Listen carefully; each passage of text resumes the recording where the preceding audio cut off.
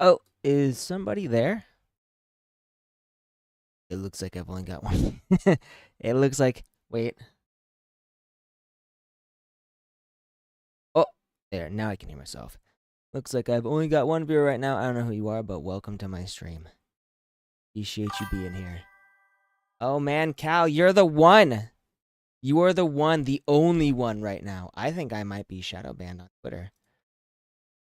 Or X. Shadow banned. Let me check. Normally, I think Twitter or X is where I get the most of my viewers. And it's not showing up. By the way, how are you doing, Cal? It's good to have you on here.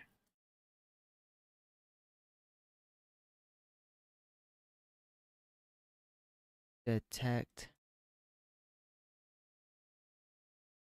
Looks like I'm fine. I don't know what's going on. Oh, I got 7 viewers.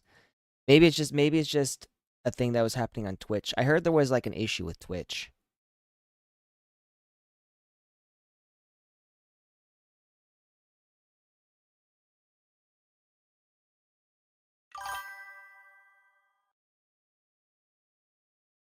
Midnight ramen. You eat ramen at midnight? That's intense. I wish I could just like eat ramen.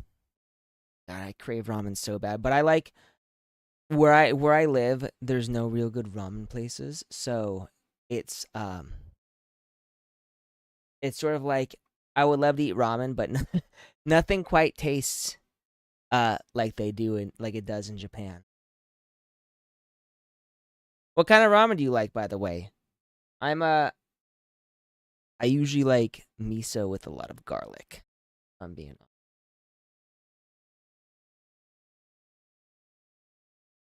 Like the let's see, whenever I go, miso, tonkatsu. Whenever I go to Japan, I like miso, tonkatsu, and shoyu ramen. Those are my things.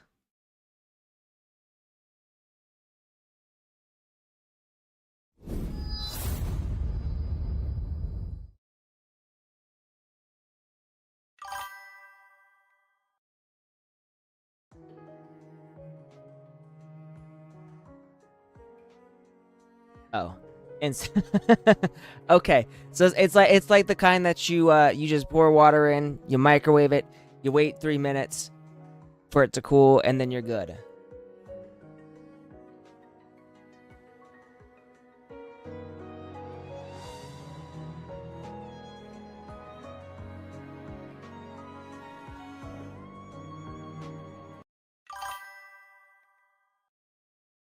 You know, I actually like that kind of ramen, but it's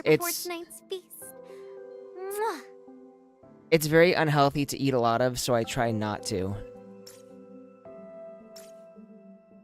This limited time stuff, I want it. I can't have it. What is the best prize for manifestations that I've been through? So I need to go through neural. Can be exchanged for rare supplies in Yggdrasil in event exchange neural simulation. Oh man. Yeah, so with this we did Perilous Snowpath.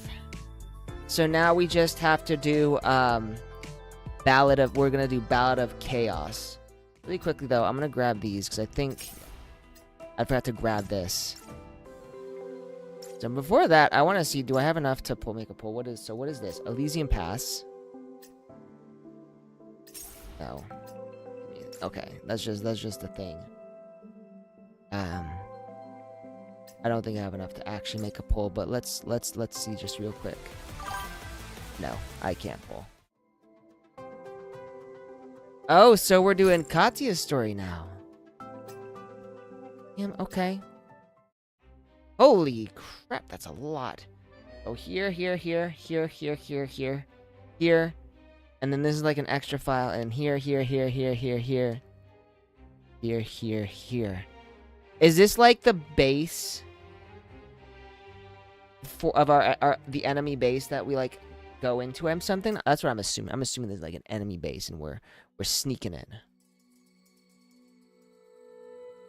Not gonna lie, after what happened in the special chapter, I really want to punch Tao's face in. It kind of feels that way. Like the background, at least for these ones, it feels like it's the route that the characters take, is what it felt like to me. It was a dreary winter afternoon. There was a single figure in the empty office. Her back to the seat, as she gazed through the floor-to-ceiling windows at the lifeless streets below. Her back and neck were straight as an arrow, her chin slightly tucked in. She had maintained this posture for several years. Bold, tough, and blunt. Welcome, Kagineko! Speaking of sneaking, prepare for jank stealth segment. My body is ready for this. I am so ready. Let's do this. Jank stealth. I am all for that. Those traits were obvious to others. On one hand, she always accomplished what she wanted. On the other hand, maybe someone should ask about her sore shoulders and her tightly furrowed brow. Here's Tess. The train will be arriving at Northwind Aerospace Center in 2 hours. A representative from Barenzi Priber will be there to receive us. Icho's condition is good. Pretty good. She's doing better than expected. Please don't worry.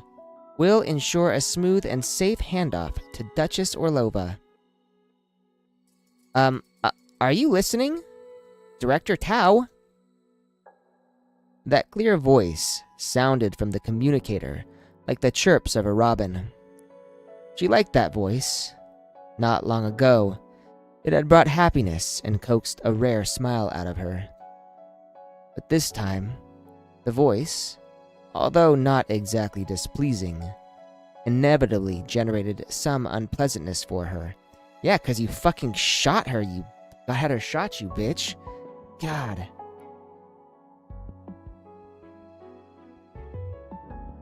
After being shot at by Leviathan squad, the girl that Tao had herself raised into a formidable operative was no longer under her control. A rift had formed between them. Gee, I wonder why!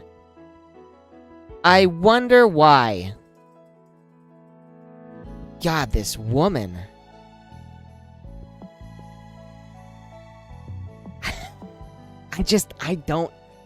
I don't like her right now. Alright, here's Tao. Where is Jinu? The adjutant is with Ichil. It seems she really likes him. She only wants to be around him. Adjutant's Riz is acting up again. Or has it finally started? Is this his popular phase? What a surprise. I actually applied with the adjutant to be the one to contact you. After we handle everything here, I want to talk to you after I get back to the company. Alright. What do you want to talk about? That she's no longer going to be your operative because she wants to rail the adjutant. Or be railed by the adjutant? I don't know yet. Never mind. It's nothing. Let's stick to business. I'll give you a mission report on Oswell Steel Mill as normal.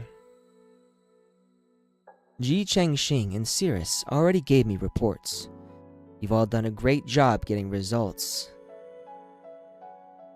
Tell him he doesn't need to avoid me, and he has to be more careful moving forward. Northwind Aerospace Center is the most complex region in Yaros. The Quarrena faction takes a very aggressive approach in the area. They might not adhere to the various treaties between the military and Yggdrasil. The guy you ran into, Millwood, was a member of Quarrena. His refugee resettlement committee is incredibly powerful. You all need to be careful. I think we also need to be careful of you right now. Leviathan operatives are already in the combat area. According to their intel, Northwind Aerospace Center is controlling all communications and blocking information. And make use of Orlova and figure out a way to get rid of the tree in Containment Zone 91. Alright, let's see what Containment Zone 91 is. A containment zone located in the northern part of Yaros. It encompasses the bunker, Black Ice Alley, and the larger part of Northwind Aerospace Center. The levels of Tytogen contamination increase as one gets closer to Zuzdal launch base. In contrast to Containment Zone Aleph, Containment Zone 91 was more recently established and has not had any walls built around it. So there's really no way to keep, like, people from going in or out. Sounds dangerous. Sounds dangerous. I was proved wrong. The frigid wind bit at my neck, wrists, waist, ankles, anywhere it could encroach. I couldn't help but grit my teeth to refrain from shivering all over. It's freezing. You know, one time I tried snowboarding in a swimsuit, and I thought my nipples were gonna freeze off. It was bad. It was bad. I thought other things were gonna freeze off either, but I'm not gonna talk about that on Twitch. The platform was practically deserted as dusk fell. It is basically, it's not even like I can't go there. It's like I probably shouldn't do this, but what if I did? What if I did this thing that I know is really stupid? What would happen? It's like this video I saw a long time ago, a couple years ago, where some dude just, like, he was on a moving truck and he jumped on a cactus. Like, he did that on purpose on a Saguaro fucking cactus. He jumped from a moving vehicle, and, like, I will say there's dumb and there's that, but that was like, it's like human nature. We're just like, oh man, I want to do this thing that I know is really dumb, but I can't help but wonder what would happen if I actually did this thing. The platform was practically deserted as dusk fell. The structure was of a brutalist style, common across Yaros, and looked like an icy monster under the dark sky. Darwinism at its finest, Cal. Darwinism at its finest. And Haru, the girl next to me, and I looked like it's 3-course meal. Oh man, we're looking like a meal. So, if I had to guess, she's the snack, Adjutant's the main course, Haru's the dessert. That seems about right to me. Ichil Gustav. I silently recited her name to myself, my gaze fixed on her as I was lost in thought. Thin clothes were draped over her frail figure, and she stared at something with wide eyes. Are you okay? I took that ambiguous nasal sound as a response, and saw it as progress over the last few hours. I don't even know how long I had spent trying to communicate with her. Before the train arrived. Tess had told me about some of Ichil's past, but it was clear she had suffered far more than that. There was nothing wrong with her mind, but it seemed that her language skills were stunted at the level of a child. The people from Barency Priber are late. Adjutant, why don't you take Ichil back to the carriage and wait there? It's too cold out here.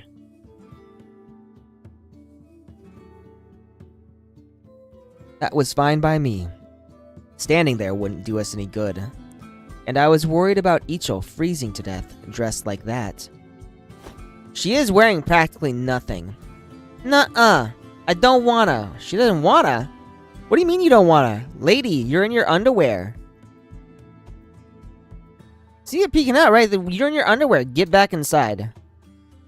Before I could put my hand on her shoulder, the little girl straightened up and spoke.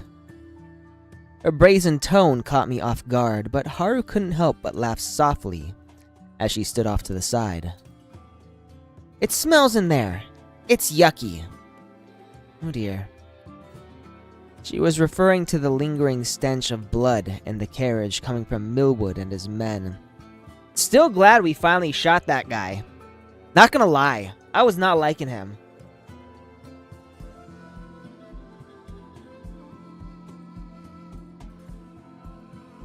Alright, comfort Ichil or shield her from the cold. I know it doesn't really matter.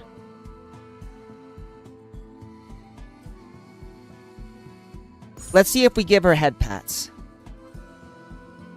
I pulled a prop for a magic trick out of my breast pocket.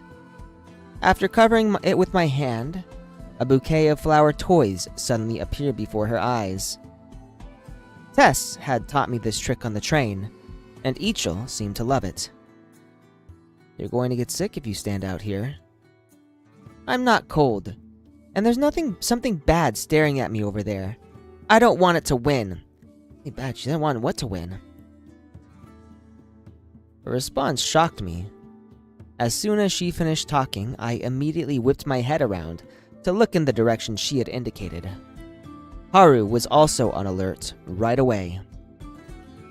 But soon after, my and Haru's anxiety turned into doubt. There was no danger in the little girl's line of sight. Instead, there was only a large building and a few tall, vague structures that looked like towers. She probably assumes the building is like a monster. What is that place? I'm not sure. We don't have a ton of intel on Northwind Aerospace Center. That's the Suzdal. Whoa! Whoa.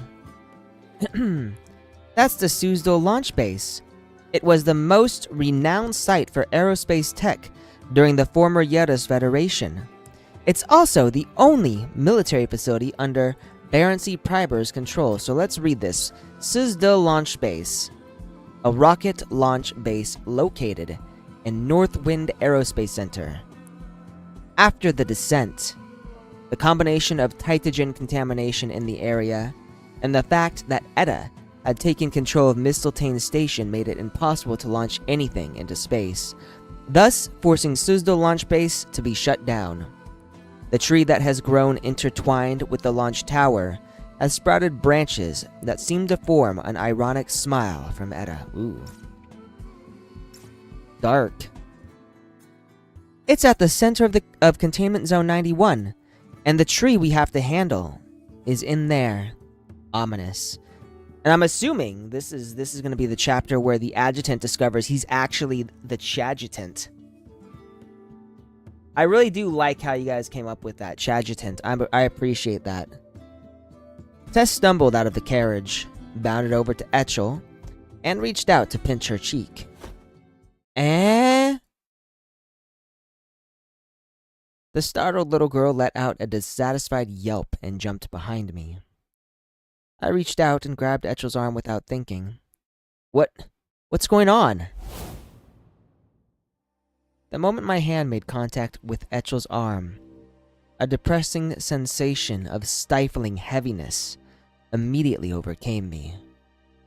Starting with my scalp, the sensation followed my neural network to spread throughout my entire body. In the next second, an intense burning sensation engulfed my heart, and all of my muscles stiffened as if they had frozen. Then, I saw something that no one should ever have to see. Etchel's past? Restore its glory. Who is the distorted figure? Seize, usurp, resurrect. What the what? Federation will forever be one. Who is this person? In the warped brilliance, I saw countless Yaras citizens marching toward the tree.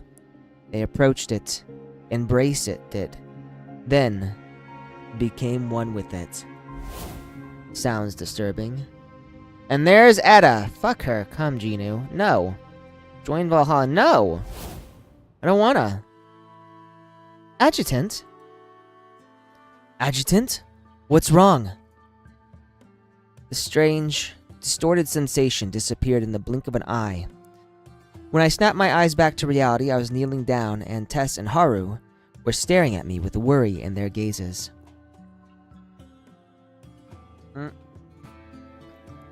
Ichel pulled her arm away, looking at me with alert and fearful eyes as she slowly stepped back. Well, I guess she's scared of me now. Ballsack. Reach out to Ichel. I don't think that's going to do anything. Don't be afraid. Come back. There seemed to be a problem with the body language production in my central nervous system. Even saying a few simple words took an immense amount of effort. It's the bad stuff. It's always been there. They keep telling me to go there, but I won't. You can't go either. So, I'm assuming we're seeing something that Ichil saw in the past. Before I could even parse what Ichil was mumbling about, Haru suddenly stood upright in front of me and glanced toward the platform exit. It looks like someone from Barency Pribor? Duchess's assistant.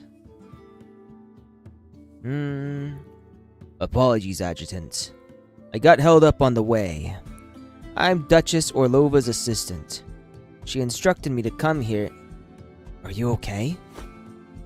Tess supported my arm, helping me stand up slowly. I'm alright. Are you the only one who came? Please forgive us. Barency Pribor doesn't mean any disrespect whatsoever. The situation at Northwind Aerospace Center is unique, so it's a bit difficult for us to spare more employees to welcome you now. That's not what I'm worried about. I just thought Duchess Orlova would be more concerned with Ichil's safety. The Duchess cares deeply about the safety of everyone in your party. Please don't worry. As for the local forces stationed here, I know the Quarena faction has caused you and your operatives a lot of trouble. But Quarena's influence in Northwind Aerospace Center is mostly concentrated in Containment Zone 91. The train station, Orlov Mansion, and sections of the Free Streets are under their control. Let's check Orlov Mansion. What is this? A grand manor owned by Duchess Titania Orlova.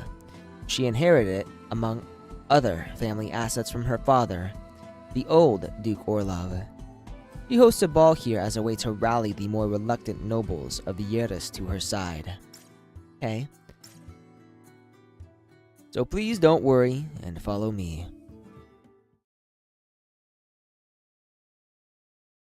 Not sure I trust them, but... Orlov's assistant was courteous and genuine.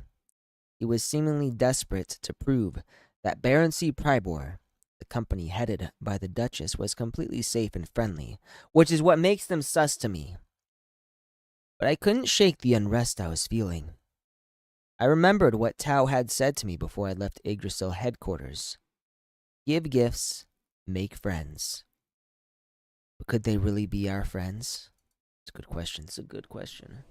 Given that it was Tao who told me this right now, I am disinclined to trust anything she says, but who knows? I didn't necessarily have any expectations for what we would find in Orlov Mansion. But as I stepped through the grand doors, I almost failed to mask my surprise at the scene before us. Huh? What's going on here? Alcohol flowed as music and conversation mixed together in disarray. Noble men and women donned masks in the mansion's incredibly luxurious ballroom, their bodies frantically yet elegantly prancing together in pairs. The Duchess's assistant remained calm as she let us in, but the two Heimdall operatives behind me had already begun gritting their teeth. Ugh. Hang in there, Ichil. We'll get out of here soon. I'm assuming she doesn't like the smell of alcohol.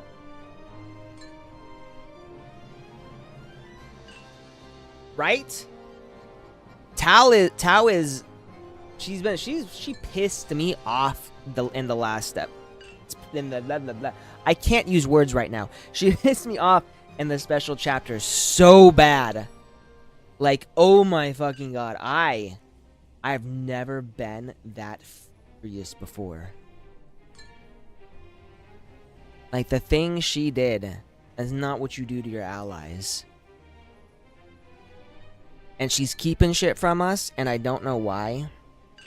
Very frustrating. Tess pulled Ichil close, covering the impulsive girl's eyes with her hand to prevent her from causing any trouble. I glared at the assistant as I tried hard to keep my tone cordial.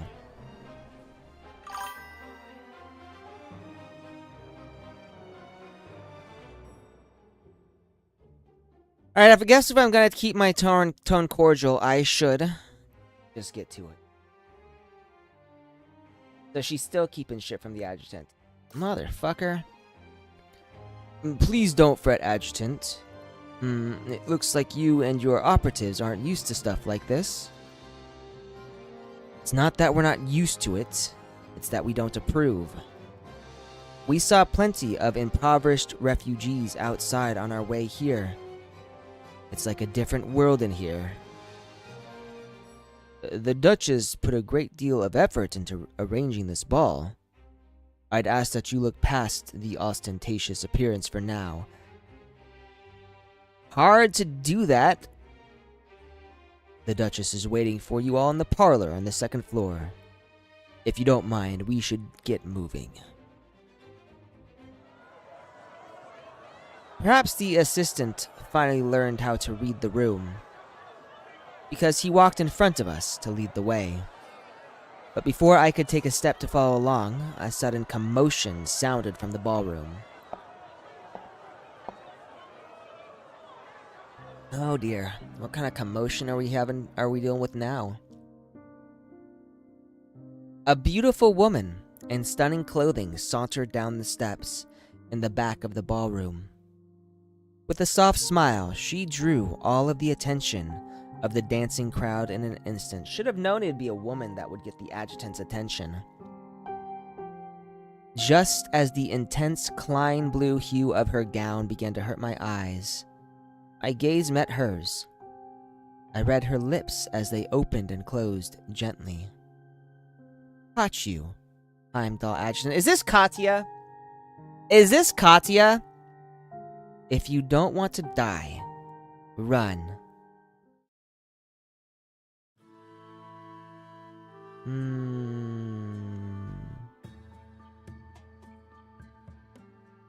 Interesting. Before the guests could follow her gaze and discover me, Haru and Tess pushed me out of the ballroom. We were suddenly in a hallway on the second floor of the mansion, waiting for Duchess Orlova to meet with us. The woman in the ballroom just now. Why do I feel like I've seen her somewhere before? Huh? Is she an old friend? No. I just feel like she's dangerous. A sense of danger that I felt somewhere else. That woman knows me. She just greeted me silently through the crowd. Maybe she's fought us during a past mission. Do you need me to watch her? There's no need for distractions. Let's see what Duchess Orlova has to say first. The people in the room are coming out. It's weird seeing Ichil not be like all happy and giggly.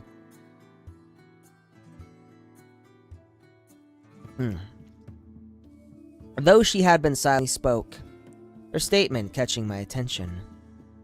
She was staring at a room down the hallway when the door opened. We meet at last, adjutant. She's hot, but I don't know. Something about her seems sus.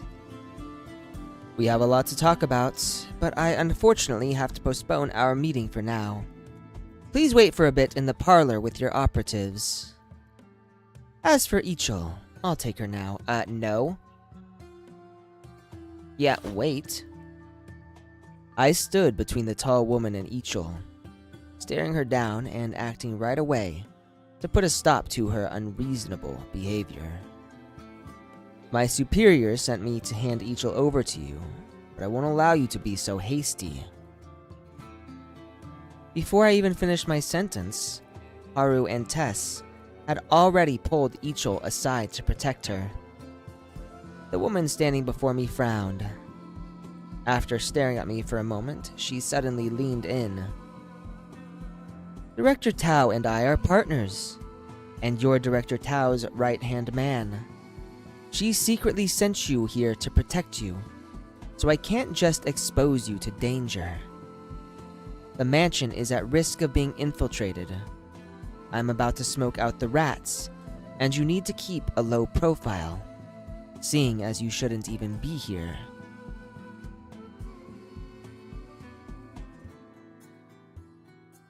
A sweet fragrance enveloped me along with the words she spat in my ear. However, her sudden pointed behavior calmed me down and cleared my head. Did it clear my head or did it add on my brain? I don't know, like, it might be the author in me, but when I see something like a sweet fragrance enveloped me, I begin to think that she might be using some kind of pheromone to try and control the protagonist. Can I help? The words that came out of my mouth were more than she could have expected. Astonished, she staggered backward and examined my face carefully. Ichil isn't ordinary. She's a manifestation, even though Tao ordered me to hand her over to you. As adjutant of the Heimdall force, I have a responsibility to confirm some basics before officially handing her over. I understand. No wonder Tao values you so much. Bitch, if that woman valued me, she wouldn't be keeping things from me. Oh, you never thought about it like that? I don't know, like, anytime I see something like that, I think one of two things. Either the scent is like something the main character is noticing because he is attracted to the woman in question, or the scent is something that he's noticing because it's got some kind of pheromone or like some kind of chemical to subvert the main character's thoughts. But that's my author brain kicking in. It might not be anything. It might just be there with no real thought to it. You don't actually want to help me. You just want to make sure that child is safe. Alright, then follow me. Let's see what the Heimdall force can do.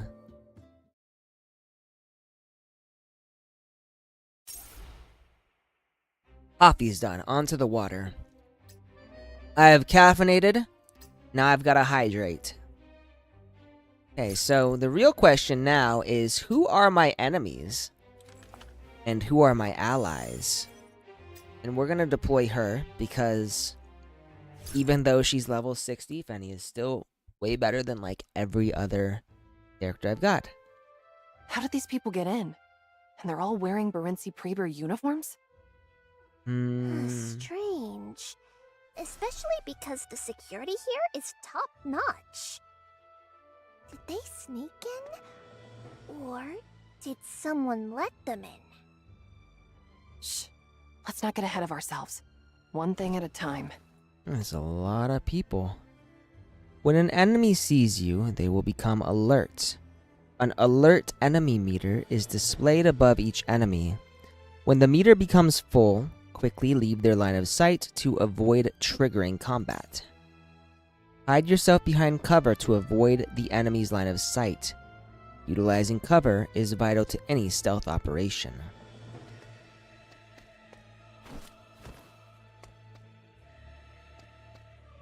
I think the weirdest thing about this is, you know what this kind of reminds me of? It reminds me of The Legend of Zelda Ocarina of Time. But, like, the weirdest thing about this is, like, yeah, there's there's no way they wouldn't see me.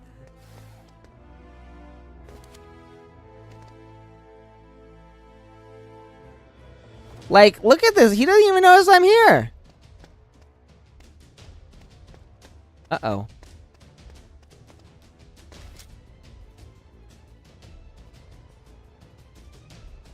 I don't know, these stealth operations are always weird to me. Alright, come on.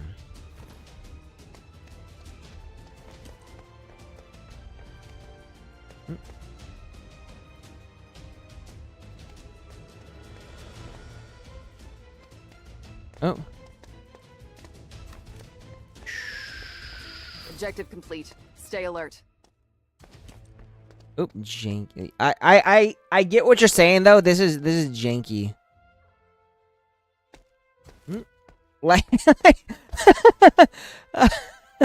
you literally just like walk right past them, and because you're not in that little thing, they don't see you.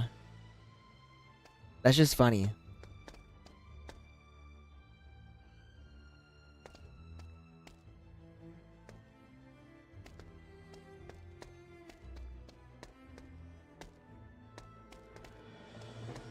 Oop.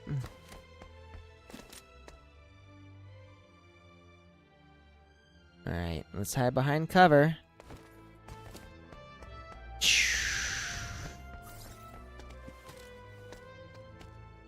And they also just like randomly appear.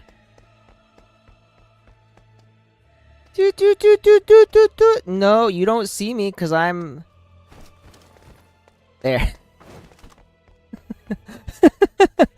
Oh, this is stupid. Right, this table is absolutely impossible for anyone to see me. There's no way they'll catch me right here. No way, there's no way. Objective complete. Stay alert. Alright, so we gotta get past here. Which means what?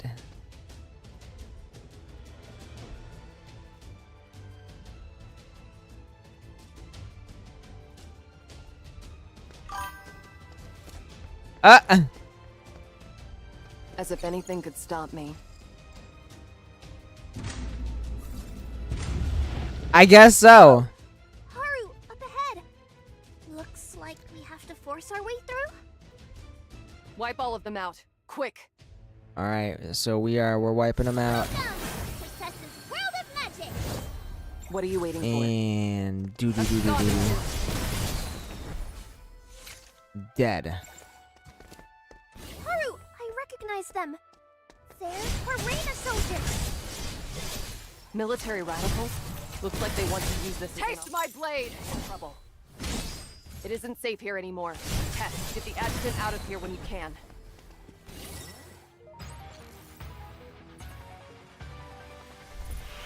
Hey! Want another round?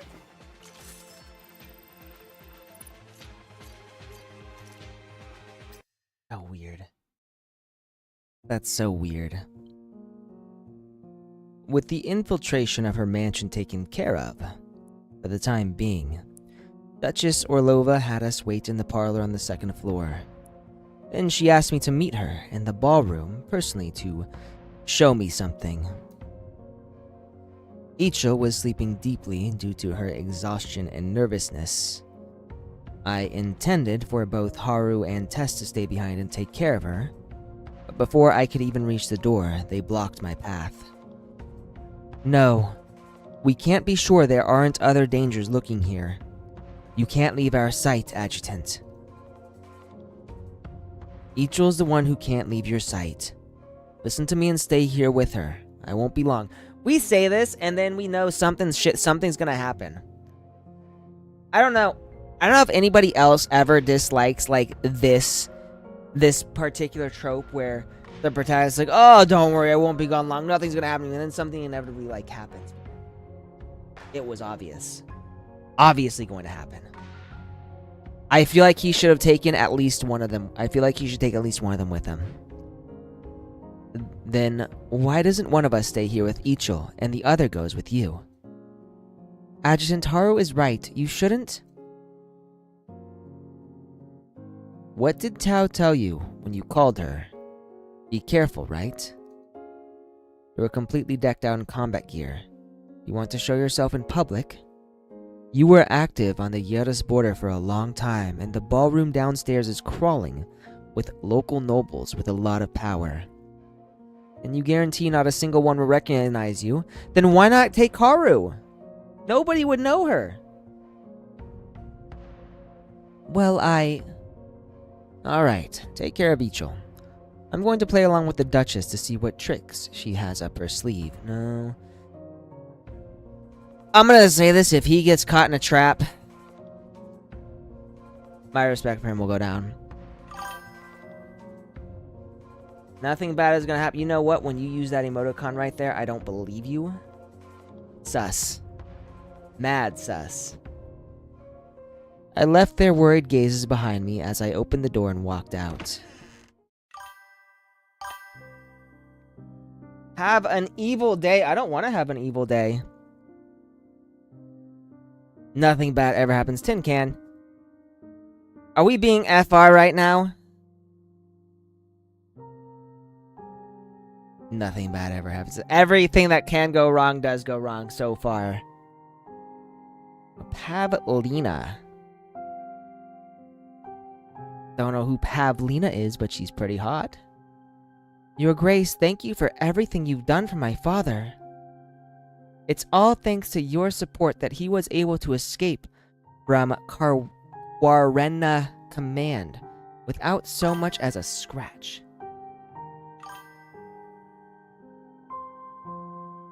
Evil thing, Mr. Evil, I would believe you if you were Dr. Evil. But since you're not... Nah, evil things always approach.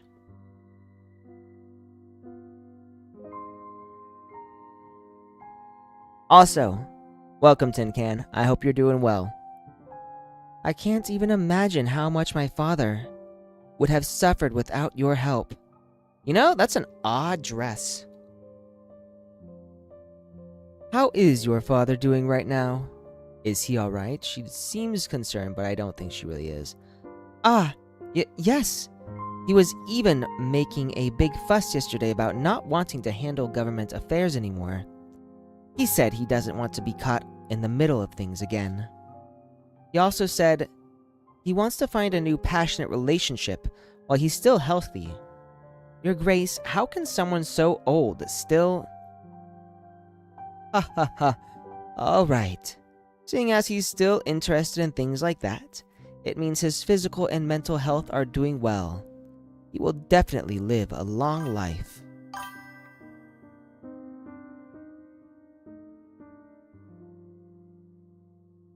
I feel like, well, so I think this girl right here is just an NPC. I don't think she's good or bad, but this one, I get the feeling she's not that good. She might be evil. Yeah, he said after working so hard for the Federation and then the military over all these years, he's done enough for the people of Yarus.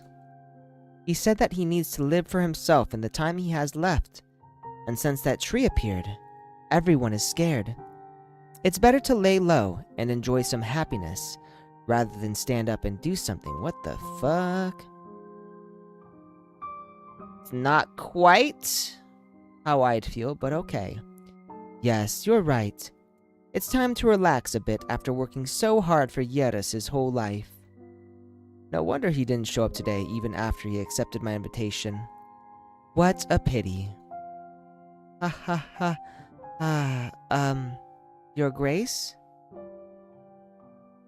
In a secluded corner of the ballroom, I watched as the scene played out before me.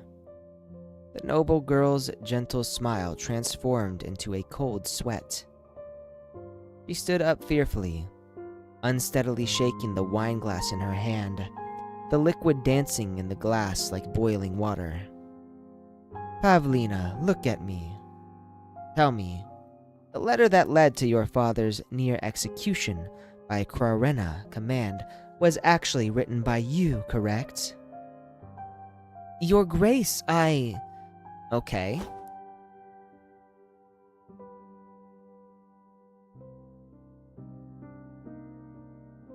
Huh. The terrified girl could no longer keep a hold of her wine glass, causing the scarlet liquid inside to fall along with it. But before the glass could crash upon the table, Duchess Orlova deftly snatched it out of the air. She stared at the remaining wine in the glass, moving the medical nebulizer in her other hand to her mouth and breathing in deeply. Don't be so nervous. I like your style, and I'm glad you could be here in place of your father. So basically, This woman right here manipulated her father into giving up his power so she could assume power. And Duchess Orlova approves. That's what I'm getting from this so far. Do you see Arseny over there? I couldn't stop myself from following the Duchess's gaze.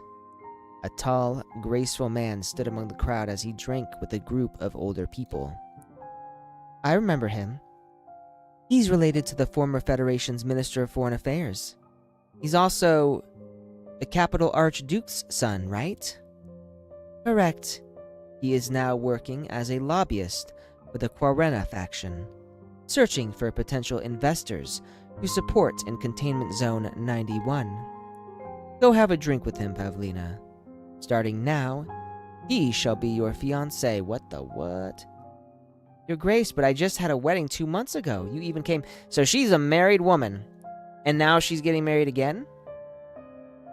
Duchess Orlova didn't say another word, instead just narrowing her eyes and staring at the girl named Pavlina. That's for Wuthering Waves.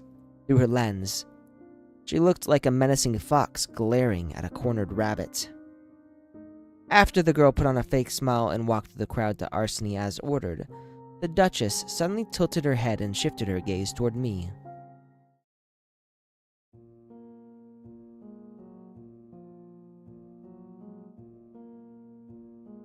With her silent prompt, I followed the Duchess into a quiet hallway at the back of the ballroom.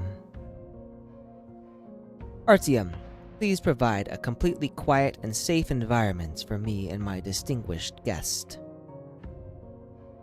Artyom, that's quite the name. As you wish, Your Grace.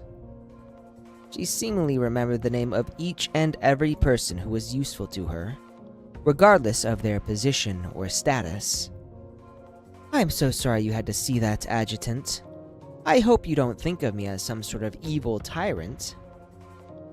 Yeah, your blush ain't fooling me, lady. After the Dianime, it's been a long time. How you doing?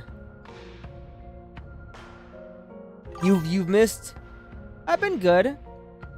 You know, same as always. You've missed quite a bit, though.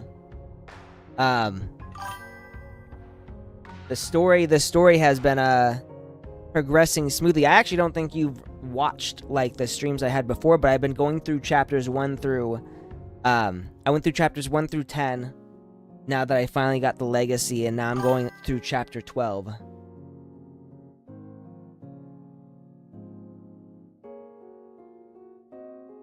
Getting that money, that's how you do it. Gotta earn that cash. Let's see. After the guards in Baron C. Pribor uniforms had locked the doors from outside, she walked over and set her trap. I only wanted to smile coldly, but was unable to stop myself from shaking my head.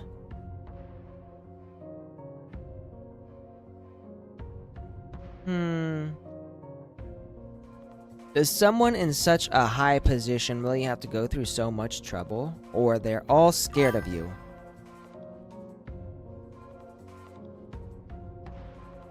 Banger tweets, bro. 40k is a lot.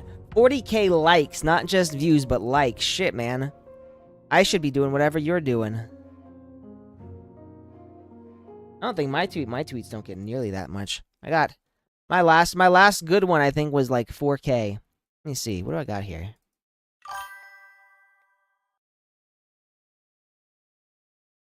It was... Oh, this one. Wow. 2 likes. Damn it, I'm so good. No, the one that I did that actually did well was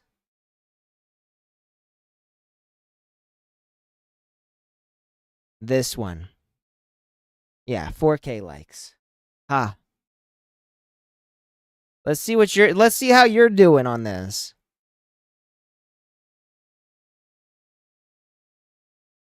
We got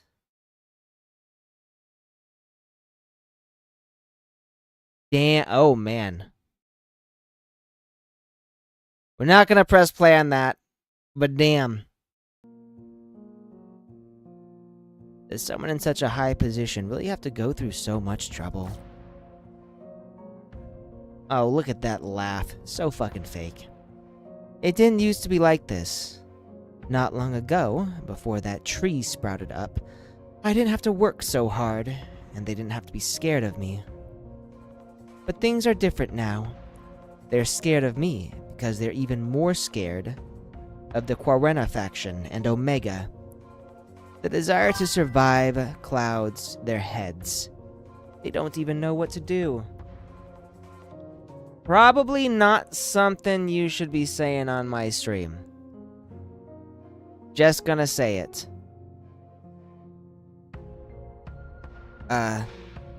Especially since I am from a mixed family. Figured I'd let you know that.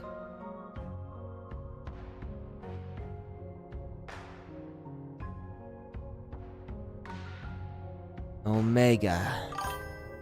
Didn't Tao tell you? The same Omega who used to be a director at Yggdrasil. He ran back here to Yeris and used his former position to steal away half of my men. He's hiding out in Containment Zone 91, working with Quarena, as he occupies the Citadel launch base of the old Federation. Thanks to them, that tree has practically turned the entire aerospace center into a graveyard.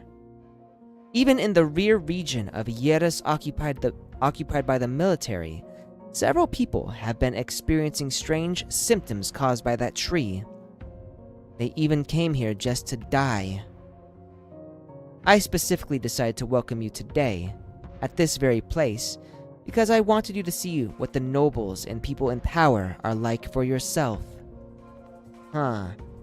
You saw how happy those fence-sitters in the ballroom outside were, prancing about as they held one another.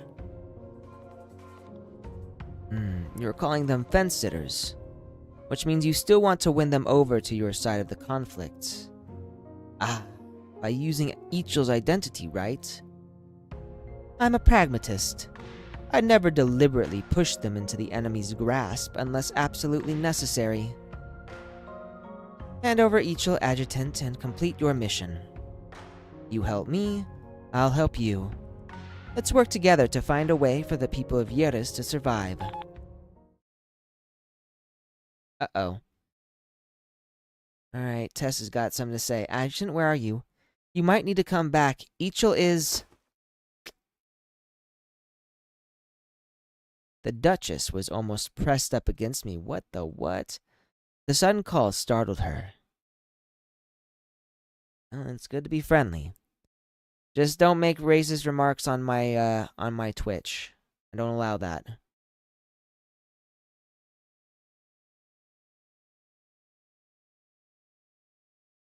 The Duchess... Oh, right, but the sudden call startled her. I used this chance to step back and escape her control. Oh, what's wrong with the girl? I don't know, but tell your people to secure the entrances on the second floor. Don't let anyone get near Ichel's room. After saying this, I immediately rushed toward the parlor where Ichel was, praying that nothing else out of my control had happened. But of course it did. And this is Omega! It's the first time I've seen him. Yeah, he looks like a villain. He got those villain vibes. You must be joking. After so long and all the manpower, resources, and money I've given you, these are the results you have to show for it? An unnatural light permeated the cramped lab as the furious man slammed the experimental report in his hands on the table in front of him, over and over again. Oh! I know this guy too! We meet Omega and we're seeing Dr. Kent again, so this dude's not been killed. Or is this like a flashback? Strange. This child's anatomy is extremely strange. There are several aspects that don't make any sense. Controlled experiments don't work on her whatsoever. Each time I take samples, the results are different. It's simply fascinating. But I can't increase the intensity for now. I can't afford to lose her. She has so much potential. We can't just let her die before that potential is realized. No. I don't care whether she lives or dies. I care about myself. Oh, what a self-serving asshole. All of the bodies in this lab are for a single purpose. My purpose. And you know exactly what that is. You don't understand how valuable she is. You're only concerned with your immortality. It's a complete waste.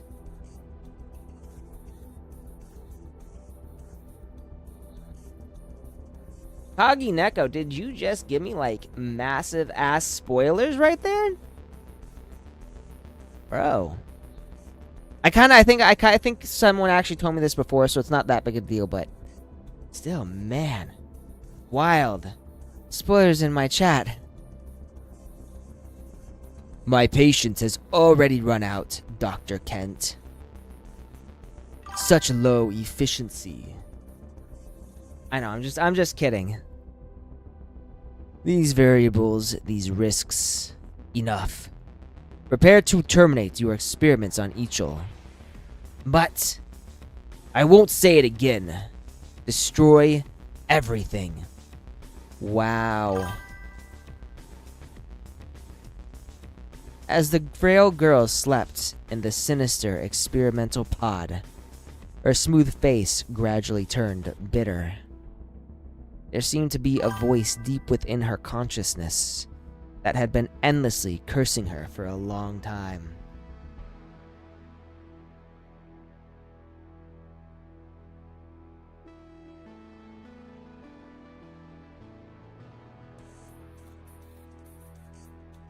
Well, yeah, but there's only like 3 healers in the entire game, right?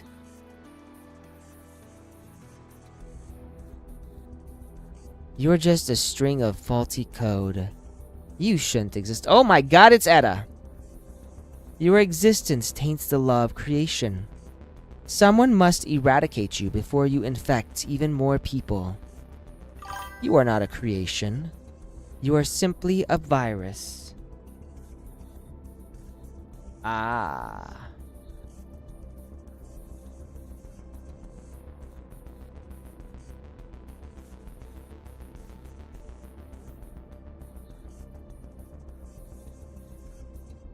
I'm assuming the 4th one just isn't really that good of a healer. You should die. Amidst the frigid... Enya, right. Amidst the frigid, unfeeling damnations, the girl's face grew increasingly twisted. The pain she had endured was indescribable. The imprisonment and the inhuman experiments she had suffered destroyed her. In the deepest part of this nightmarish trauma, she could only find one thing. It was as wild as a flame, the freedom of rage. And she busts out. Yeah, she busts out.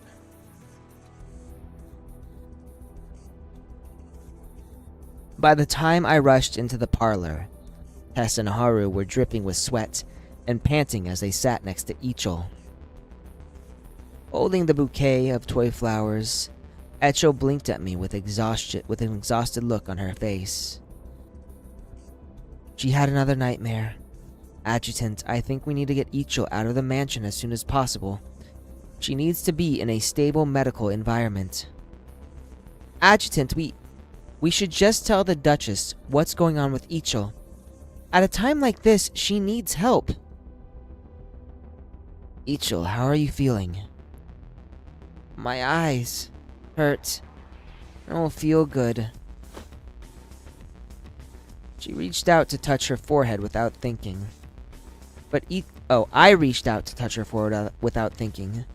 But Ichol painstakingly twisted her neck to avoid my touch. No, If you touch me, you'll see the bad stuff. Ichil had also noticed the possible outcome of physical contact between us two. We were left with no choice but to ask the Duchess for help. Ichil, I'm going to ask that tall woman in white to come here and take you to a safe place, okay? Nuh-uh. I was aware that she was disagreeing, but she didn't try to stop me either. What a horrible situation. Man, Omega and all the people on the board are pieces of work. I left the room, returning to the ballroom on the first floor to look for the Duchess. I couldn't rely on my communicator at a time like this, so I needed to explain the situation face to face. And there's Katya, but as I jogged to the end of the hallway, a flash of blue suddenly appeared before me. They get worse? Are you talking about the flashbacks? Or the board of directors? Flying blue. Watch where you're going, Heimdall Adjutant. The board, okay. Figured as much. And I'm not surprised. A figure that I never could have imagined blocked my way. She grabbed my collar, shoving me hard against the wall of the hallway. Am I really just letting her do this? Before I could react, she had already positioned her arms, knees, waist, and shoulders to secure the main joints on my limbs. For a moment, I was totally unable to move.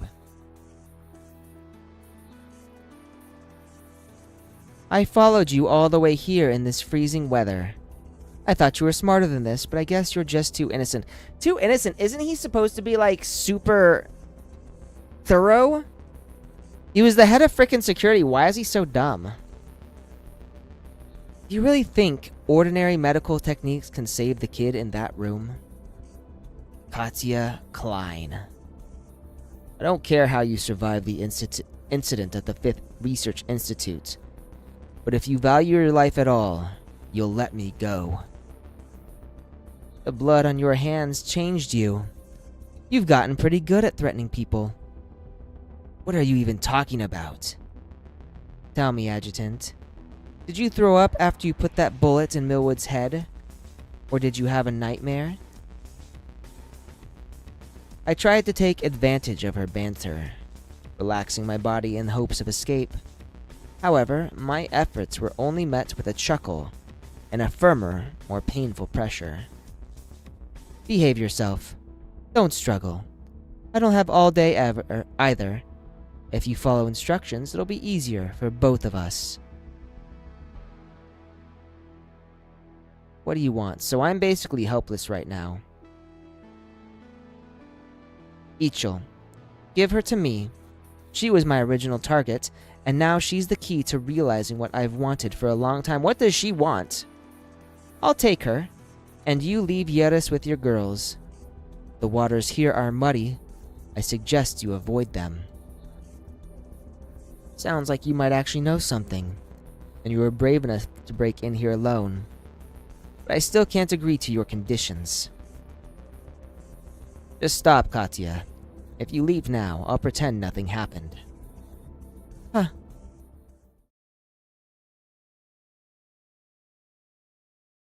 Oh dear. As she laughed softly, something seemed to sparkle in her blue eyes. For some reason, I felt a sinister chill in my heart. Am I gonna get shot? Ah.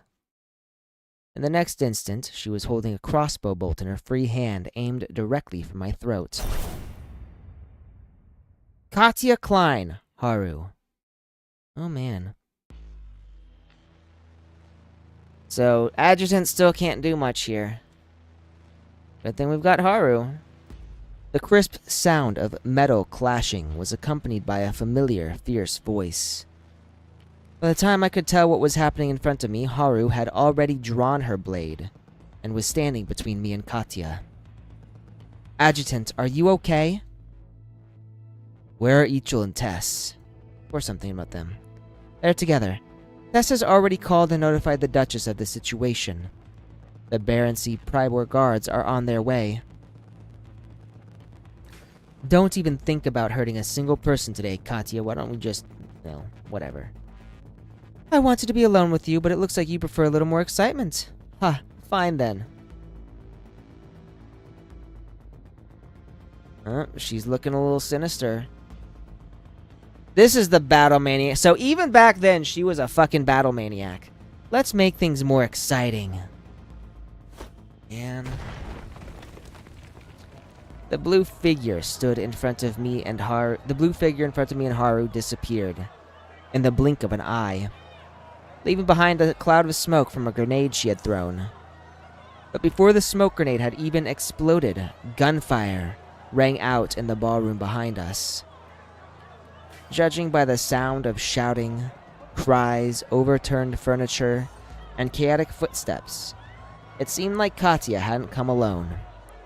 The situation once again quickly escalated in a way I hadn't predicted. Honestly speaking, the fact that the adjutant hadn't predicted this is a little sad, because it was already obvious this shit was gonna happen. Like, not exactly this situation, but like, I feel like anybody with half a brain would know shit was gonna happen, hit the fan here. Haru shielded me as we made our way back up to the second floor. Duchess Orlova and her Barency Prybor guards were already standing at the parlor door. Ichil was surrounded by a circle of guards, protected in the middle. Adjutant, they're trying to take Ichil. Tess looked at me nervously. I understood her worry, but we didn't have a choice right now.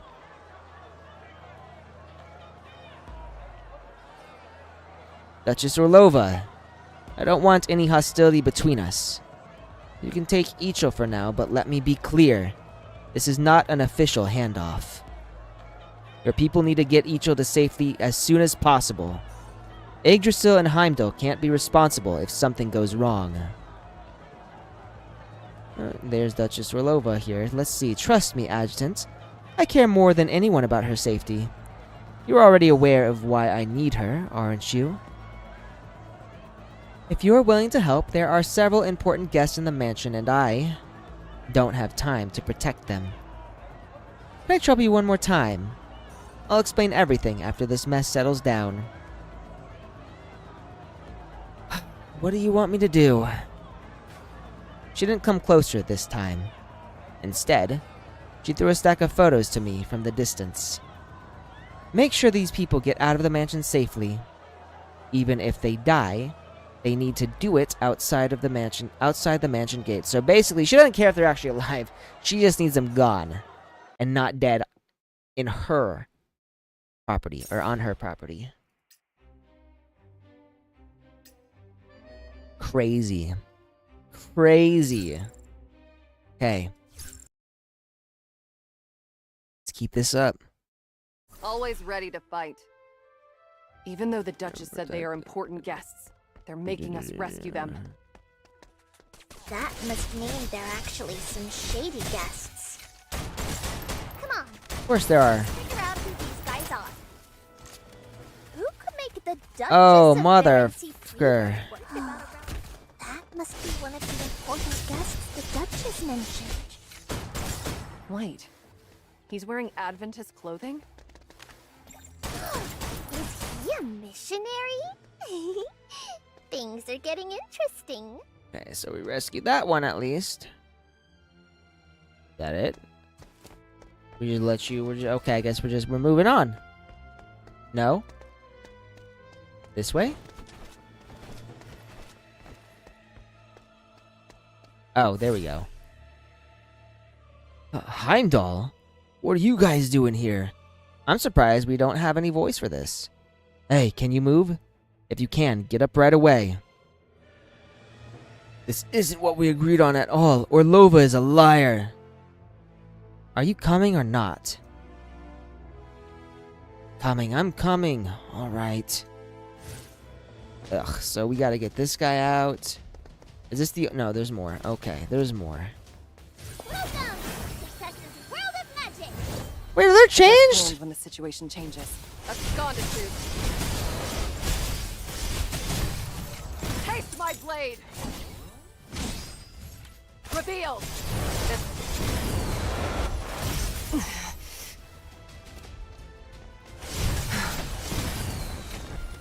Oh, and there's something over there. What I'm does gonna any grab of this that real worth quick. Hang compared on. to honor? Got it. Oh boy, never mind. I gotta. There. Another Adventist. That woman in blue. She's terrifying. They're talking about Katya. A woman in blue. Did you see her? Where did she go? She's crazy. I don't want to die. I don't want to die. Forget it. Let's get him out of here first. Well, okay. Alright, I guess we're gonna keep going. Are they all gonna be Adventists? Good fighters take care of themselves. Absconditude.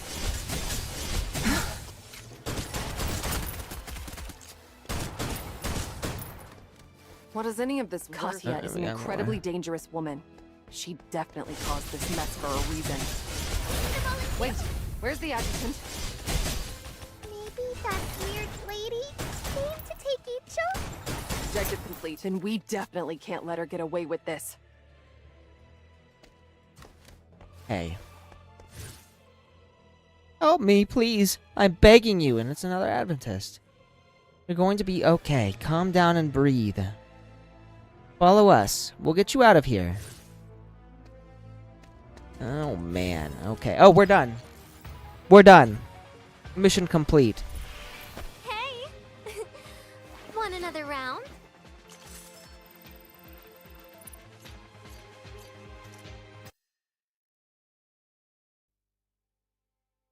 The disturbance that Katya caused was much more severe than I'd imagined.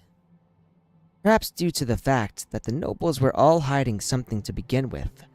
They were scared at even the softest rustle of the trees. With that, the rescue process was far from smooth. I got caught up by a few guests struggling to survive. When I came back to my senses, Haru and Tess were nowhere to be found, and communications were cut off. I was alone in the dark hallway. I can't die here. No!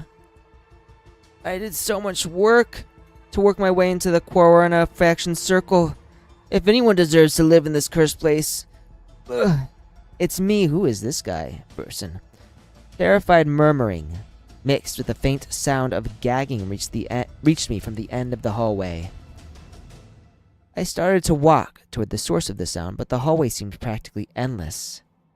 At some point, the air started to fill with a strange substance. Poison? It was stifling and heavy. My heart began to twitch painfully once again as my vision became hazy and distorted. Ah! That wasn't... we agreed on! So he became a changed. The medicine... my body... shouldn't be rejecting it. Ooh, okay. As the body tensed and lungs compressed, all remaining air in the throat was squeezed out. The rough, rusty sound continued to draw me in. Whipping around in the blinding darkness, I spotted something indescribable. Obey the call of Valhalla. Ah. Arsenes, save me! Mr. Omega, I don't want to die here. Oh boy. That's not... ooh. In the shadows, the person's body and features continued to warp and change, but I recognized his face. I thought this again must be some sort of hallucination.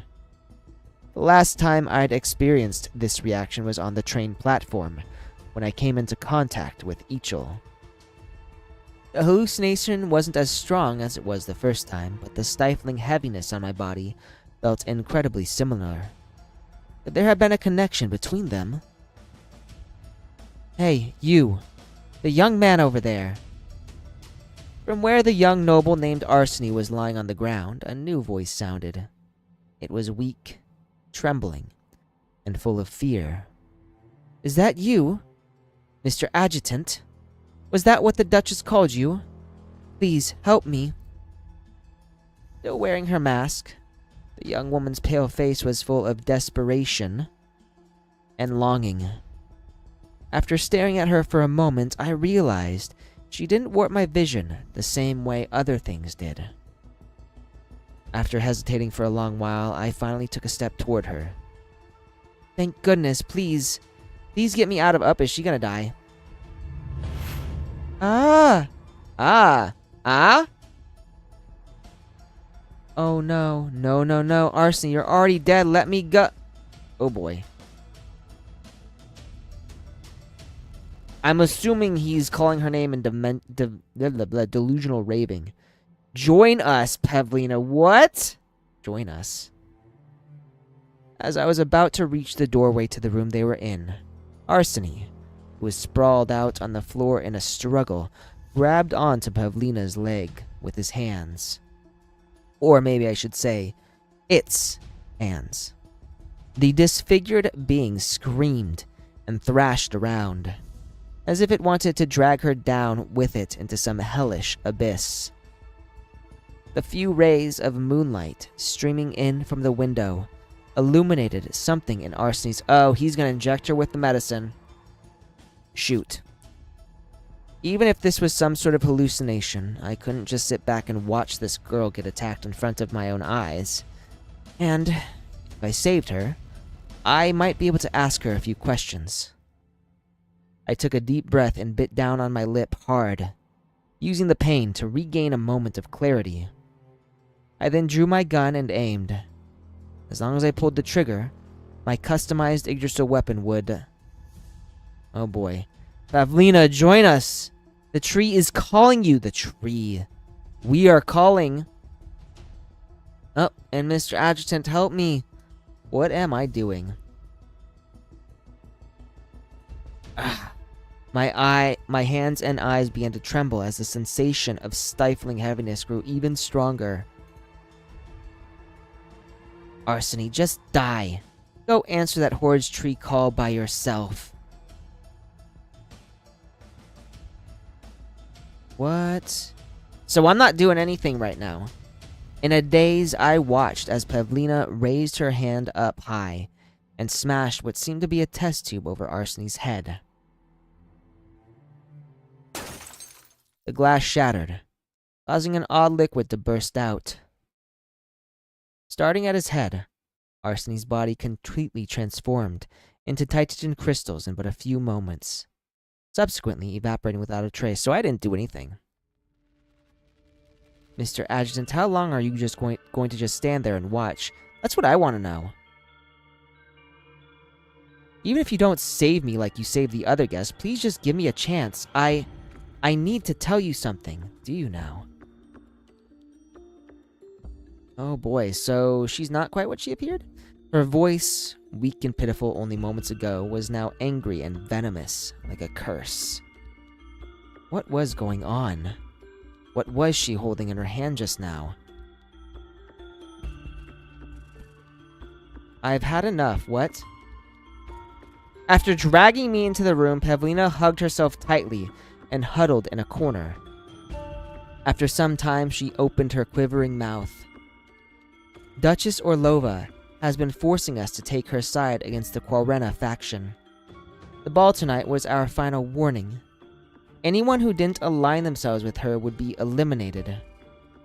And the Quarrena faction forced us to take that stuff. They said we could only maintain our status and reputation moving forward if we drank it, so she also drank it? As the vestiges of the old Federation, we're caught in the middle. We don't even have a present. What future can we hope for? I think I see what's going on now. I thought she was just ambitious, but I think she was actually protecting her dad from the Duchess. What's the stuff you mentioned? Some kind of, solution. A serum. With Quarena's support, that man Omega developed it.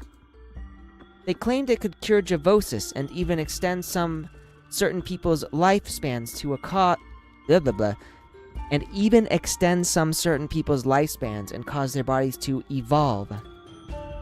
It was all crap. You just saw.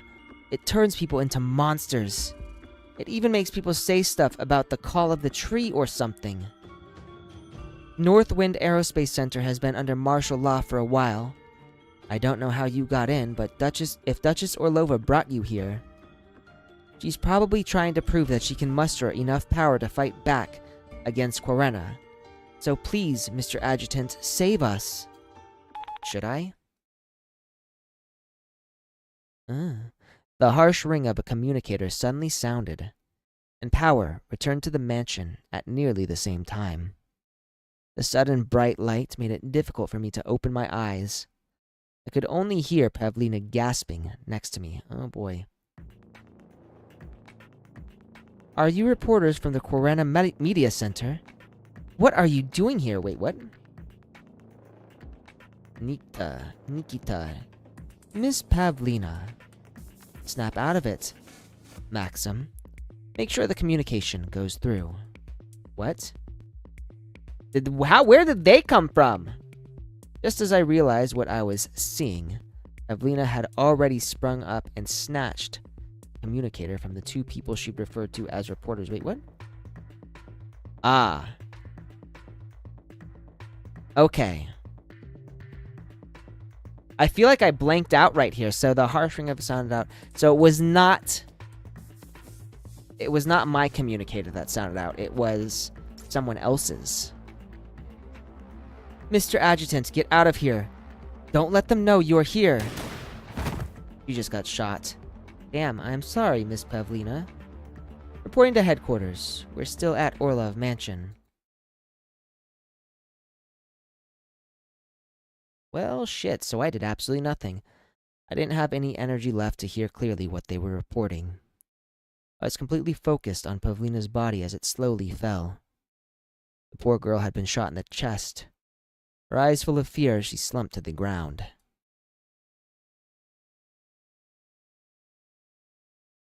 I couldn't help staring at her face. It still had the smallest amount of life left in it. But I then saw something terrifying enough to make my heart stop. Oh, damn. Join us. And obey the call of the tree. So basically, she just turned into the same thing. She's also changing. Pale blue crystals began to sprout from Pavlina's neck, sticking to her skin, and spreading across her chin until they covered half her face. After the Quarena reporters shot her, she had transformed into a human-titan hybrid right before my eyes. And yet this indescribable, monstrous creature existed clearly in my memory. My memory of Operation Breakpoint, to be specific. Hey Biz, you're looking awfully cozy. Welcome to my stream. How are you doing?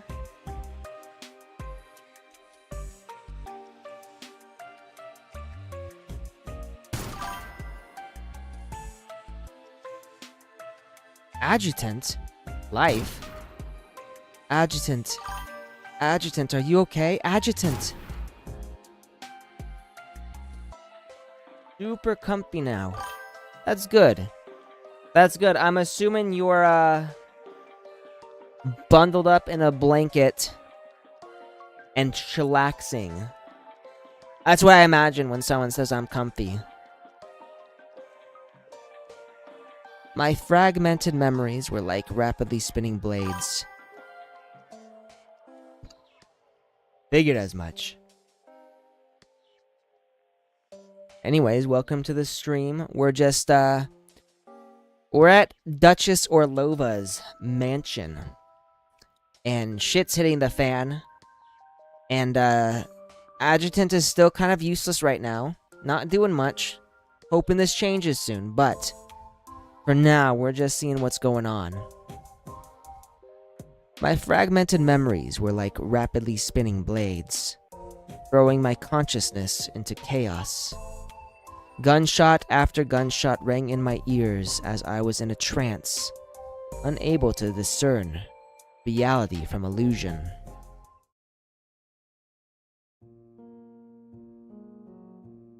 An intelligence broker. I suggest you lower your gun, sir. You know exactly where we are. We have an old rule here. No killing within the boundaries of Black Ice Alley. If you answer honestly, no one will be killed. This is a place of business, not an interrogation room. If you need information, just give me what I want. If not, I ask that you be on your way. Looks like you mobsters aren't grateful in the least. Enough. Oh, there's Omega. Ugly looking dude. And what the fuck is up with his mouth? You guys see that, like, that ring around his mouth? It's almost like that mouth isn't real. Like a robot mouth that they just, like, plopped over his face. Give it to him. Yes, Mr. Omega. What is this? Is that the medicine? Are you ready to talk?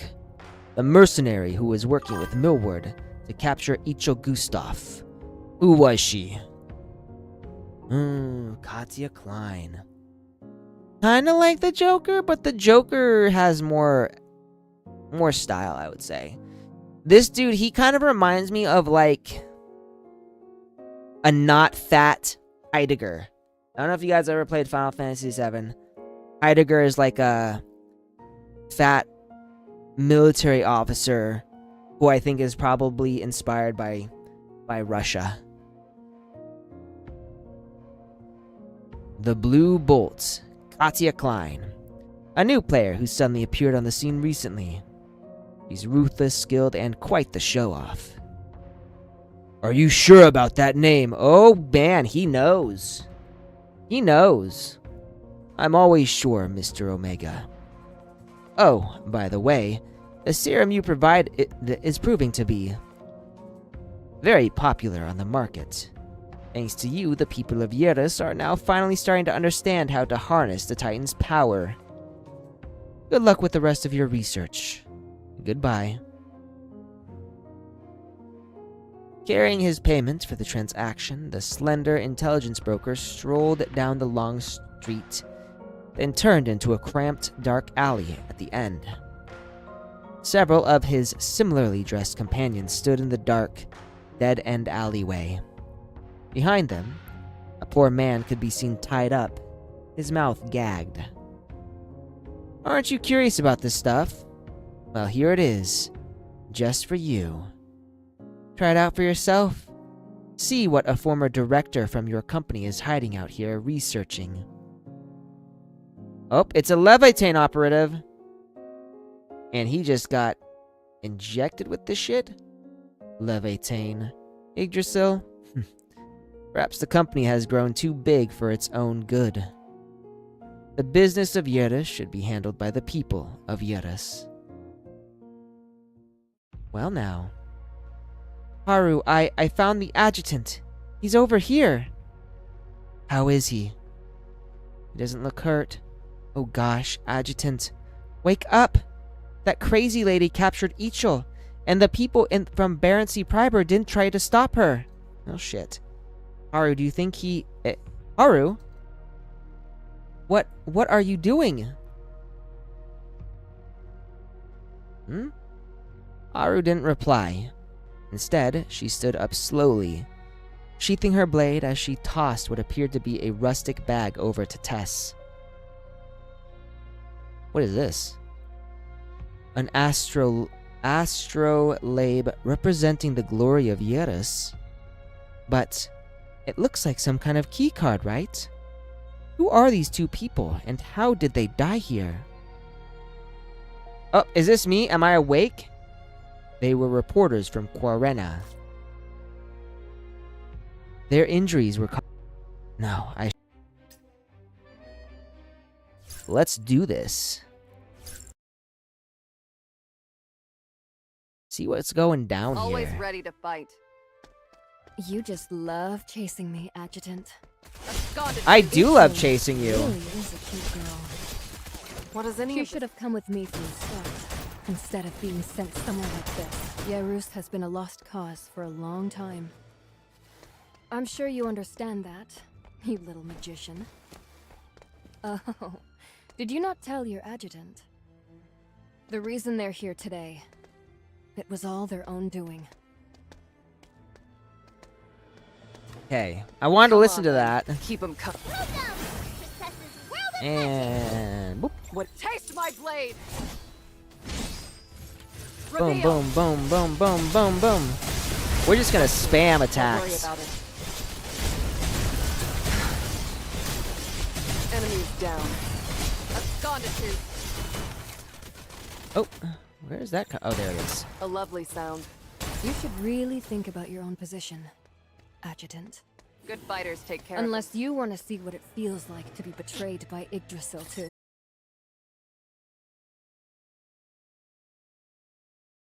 I kind of wish the adjutant could actually talk.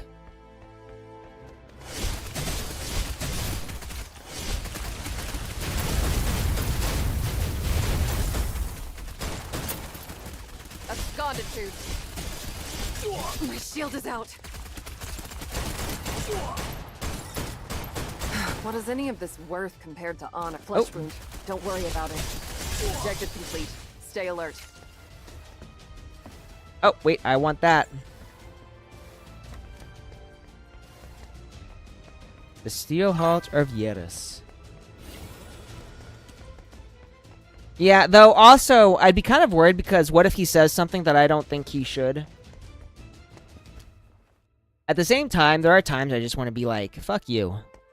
Or I wish that's what he would say. Where are we going? Left or... Oh, no, we're done. The show was a blast! Thanks for coming!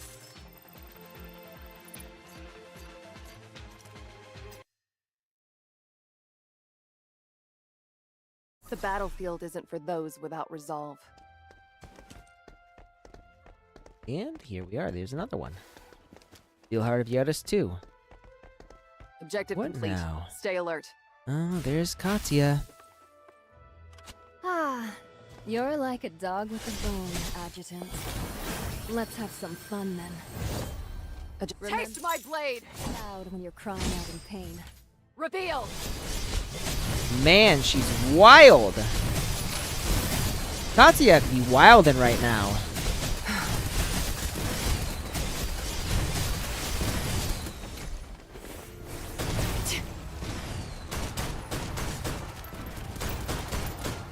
What is any of this worth compared to honor?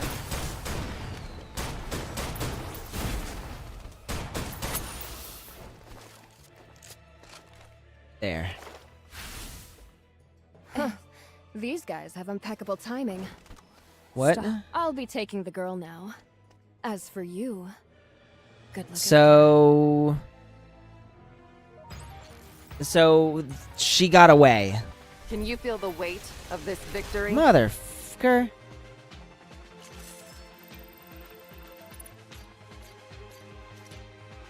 Whatever. That's obnoxious. We've known each other a long time, Tatiana. So Tatiana is her first name, right? I've known you since you were a child, when your father was still the Duke. I have to remind you that old Duke Orloff, in his position as a war hero, voluntarily gave up his military power in exchange for your family's status. Do you know what the price is if you claim it again now? Do I need to know? You were playing with fire, little girl. Right, I forgot, Tao's actually like a granny. You're the one who lured me in first. Don't think I don't know what you're trying to do. If it's Baron C. Priber's aerospace technology you're after, you don't need to waste so much effort. Yerus is a cesspool, and you want to muddy the waters even more. But don't forget that Yerus is my home. Business is business, but if 13 million people in Yerus lose their lives, then it's bigger than just business between you and me. Tatiana, you've changed. Right now, you look like... Who does she look like? A gambler who's lost all her money? Wow. Ready to borrow even more to turn the tables in her favor. So, a desperate gambler. That's an insult. You outsiders stormed in here, made a mess of my home, and left our people high and dry amidst this chaos. You expect me to bite my tongue forever and obey your every wish? So what if I'm a gambler? You all are the ones who drove Yerdas into chaos in the first place, forcing everyone to bet their lives. I'm wondering if she actually cares about the people now. So let's see who wins, shall we? Let's see if I can lead my people to drive out you warmongers, corporations, and Titan-obsessed fanatics. Oh boy. Looks like Duchess Orlova might be having some issues. The headstrong woman was trembling with fury, and her chest, housing artificial lungs, quickly rose and fell. The air she sucked in through the medical nebulizer stimulated her sympathetic nervous system, immersing her in a pleasure that was both exciting and frightening at the same time. Alright, really quick, I have to go to the restroom. I'll be right back. In the meantime, I'll let you guys watch my cat.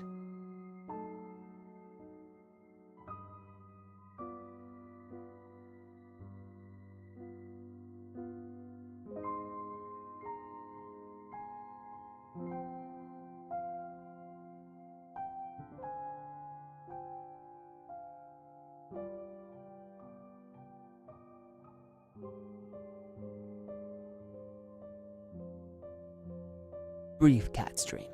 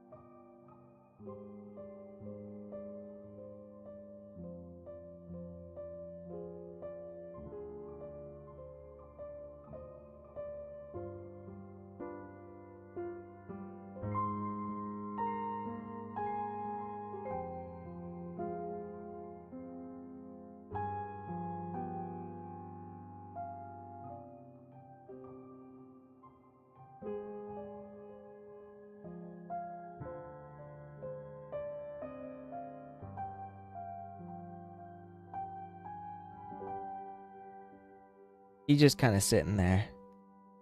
I think he's tired. Fakey, you coming over? Oh.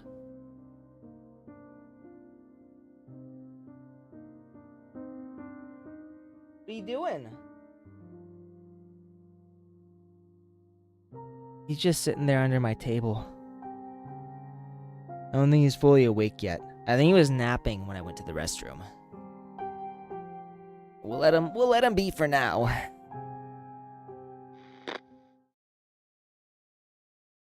Your Grace. He is chillin'. He does that a lot. The Heimdall adjutant and his operatives have arrived and are waiting outside. Ah, so this is a flashback. Let them in. Or is it a flashback or is this a flash forward? Ah, nope. Okay. So this is what's happening. I know what's going on. Got it. A little confused. By the time Tess, Haru, and I stood in front of her ready for a showdown, she had already calmed her expression. She looked into my eyes with a half smile. So we're gonna observe her first. I didn't avoid her gaze. Rather, I wanted to discern exactly what she was scheming from her eyes alone. I couldn't say for certain that she hadn't intentionally thrown the mansion to chaos. Maybe Titania Orlova ever intended to work with anyone from the very beginning. Instead, had she used the ball as a front, calling upon the Quarena faction to eliminate certain individuals? Have you heard the term prospector, Adjutant? Did she want to tell a story? Alright. I was curious as to what she had to say. Legend has it that, back when gold was still valuable, there was a group of people who made a living by sifting gold out of dirt. They collected silt from lakes and rivers, then washed it in pans to find little kernels of gold. And you used this ball to sift out your allies and enemies. Correct. Even finding nothing would be a finding in and of itself.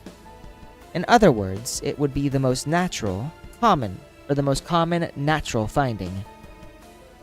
But if that's what you wanted to do from the beginning, why? Why did you ask us to bring Ichil to the mansion? She'd suffered so much and experienced a lot of danger on the way here, and you... What happened to Ichil was an accident. Oh, are you trying to defend me, Adjutant? I have no idea right now. No one could have known that Katya Klein would show up here, and no one knows why she wanted Ichil.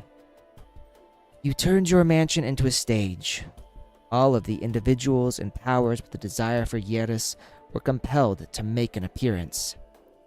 In your original plan, you wanted to use Ichil's identity to force those people's hands and win their cooperation. You had no intention of avoiding anyone from Quarena either. You actually wanted to meet Quarena and the people working with them to see everything that happened. The political symbol of Yeris' ultimate authority, Ichil Gustav, now in your hands. And the entity that can best help me solve our Titagen crisis, Yggdrasil's Heimdall force, is now my ally. Oop, Haru's got something to say about that ally. Duchess Orlova, please understand something. The Heimdall force is not a political tool for anyone to use. We aren't your allies. Who knows? Huh? She seems confused. The mansion is now temporarily under Quarena's control as they investigate. And your adjutant personally killed 2 of their reporters. Or should I say 2 secret agents. They've already retrieved the bodies. In their eyes, Heimdall and Yggdrasil are already my allies. Oh, that's cunning. What do you plan to do? I want to know this too. I actually want to know what exactly she wants in all this. She shrugged and chuckled softly. Her once forceful attitude vanished instantly. A solemn wave of exhaustion and helplessness taking its place. It was seemingly silently asking, "What can I do?" Please come with me. I want you all to see something. Maybe this is what she originally wanted to show us. And why is Tess so embarrassed? Why is Haru so embarrassed?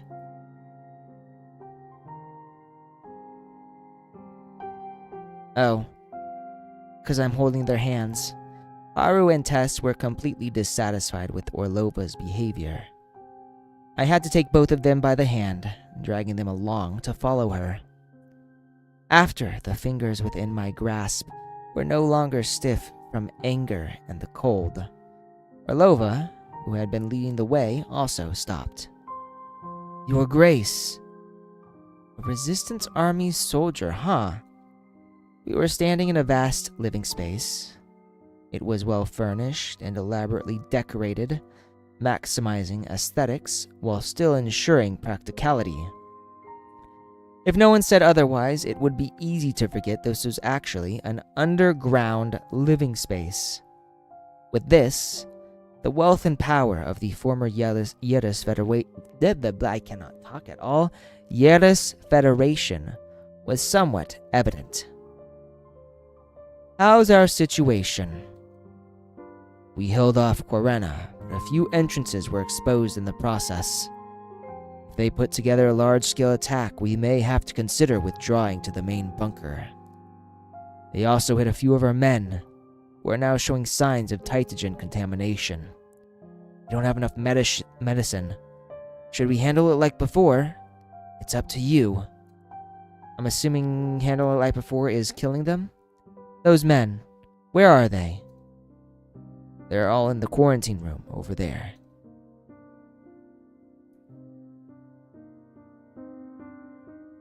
The Duchess brought her medical nebulizer to her mouth and drew a deep breath, seemingly using this ritualistic motion to calm her emotions. She then reached out to the soldier next to her. The soldier, wearing a Baron C. Pribor uniform, pulled out his pistol, carefully and respectfully handing it over to the Duchess. I ask that you all wait for me here. I might like her more now. She directed this plea to us. I could feel Tess's nervousness and anger as her sharp nails dug into my palm. But my other palm was suddenly empty. Haru had already shaken off my hand, bounded forward, and stopped the Duchess from taking another step. What are you going to do? Please step aside. Our contaminated men need to be taken care of by the Duchess. Tell me. I asked what you're going to do. Well, you already know what she's going to do. She's going to shoot them. Unlike before, Orlova's face was now expressionless, as if she was wearing a mask made of ice. You turn these people into soldiers. They put their lives on the line for you. You... Oh boy, I'll say it once more. Please step aside. Don't meddle in our affairs. Yeah, I actually think Haru is in the wrong this time. What terrible act are we about to witness? How little do you think of the lives of your soldiers? Hey, I actually think she cares a lot about her soldiers. Move it. Don't get in her Grace's way. The frustrated Resistance soldier drew his rifle, but Haru didn't care whatsoever, firmly remaining in front of Orlova. I watched on as the Duchess's once upright back began to slowly bend. It has always been done this way. I personally send them off. They see it as their deliverance. That's ridiculous. I get why Haru is so angry, but I don't think blaming this on Orlova is actually the right move. Corena and Omega are both completely insane. Their research into Titagen, into that tree, was utilized in weapons and ammo. All of our companions who are hit in battle, dead or alive, become a source of Titagen contamination. This isn't the first time they've used this scheme to force my men out of the bunker. I'm assuming this is the bunker. Medicine, supplies, a safe place to hide. Think about it. I'm not only talking about what happened to me and my people. He suddenly turned around, gazing at me from where she stood. When warmongers like Corena control Titagen weapons, what will happen to Yeras and the rest of the world? I can already figure it out, though. What do we need to do to save those people? Those old bunkers we lost control of. Someone needs to go there, find the supplies stored during the Civil War, and open the connections between them and the main bunker. My men can't do it alone. She didn't continue speaking. Instead, she lowered her head, pulled the slide of the pistol in her hand, and checked how many bullets were in the chamber. I had a nagging feeling in my heart, as if someone was shouting at me, telling me that everything this woman said was a lie. I actually think this is the truth. She was only gambling on whether I would help, gambling on whether I would really be her ally in this complex situation. And her gamble paid off. At least this time. Damn. Shit's getting deep. Alright. So we're going to the bunker. Oh, we should actually watch the file 1. I'm assuming this is going to be... Nope, this is going to be... Tau. Caroline Tau, maybe? The door was sealed. The lights dim. A holographic image was being projected on the tactical tower communicator as she stood before it. The lavishly decorated parlor was in complete disarray. In the middle of the hologram were 2 bodies stacked one on top of one another. I don't know what this is or why you're showing me it. Her tone and behavior remained calm and steady, but the contemptuous laugh from the other side of the screen seemed to indicate that she wouldn't be holding the cards in the conversation that was to follow. For an officer, this is the final frame of a surveillance video. As a member of the Corena faction, I'm showing you out of respect for Yggdrasil and you as a person, Director Tau. If you aren't willing to cooperate, I wouldn't mind making all 1 hour, 37 minutes, and 50 seconds of this video available to the public. Director Tau, we have no issue with you concerning the disappearance of Millwood, head of staff at the Refugee Resettlement Committee, because there is no evidence. But this is different. There were 3 shots fired, 2 lives taken, and a room filled with highly concentrated Titagen. Those are the facts. I know you've worked with many senior military officials in the past. Yggdrasil and the military work hand in hand across many fields. Although we in Corena are independent, from the perspective of outsiders, civilians, and several of your business partners, we are the military. I ask that you carefully consider it. When you are done thinking about it, Corena will always be open to friendly communication. Even though the tone was calm and respectful, the statements made were, without a doubt, a series of blows intended to put pressure on her. Before hanging up the call, the person on the other end left her with an ultimatum. We are in the heart of Containment Zone 91. You know what we want most.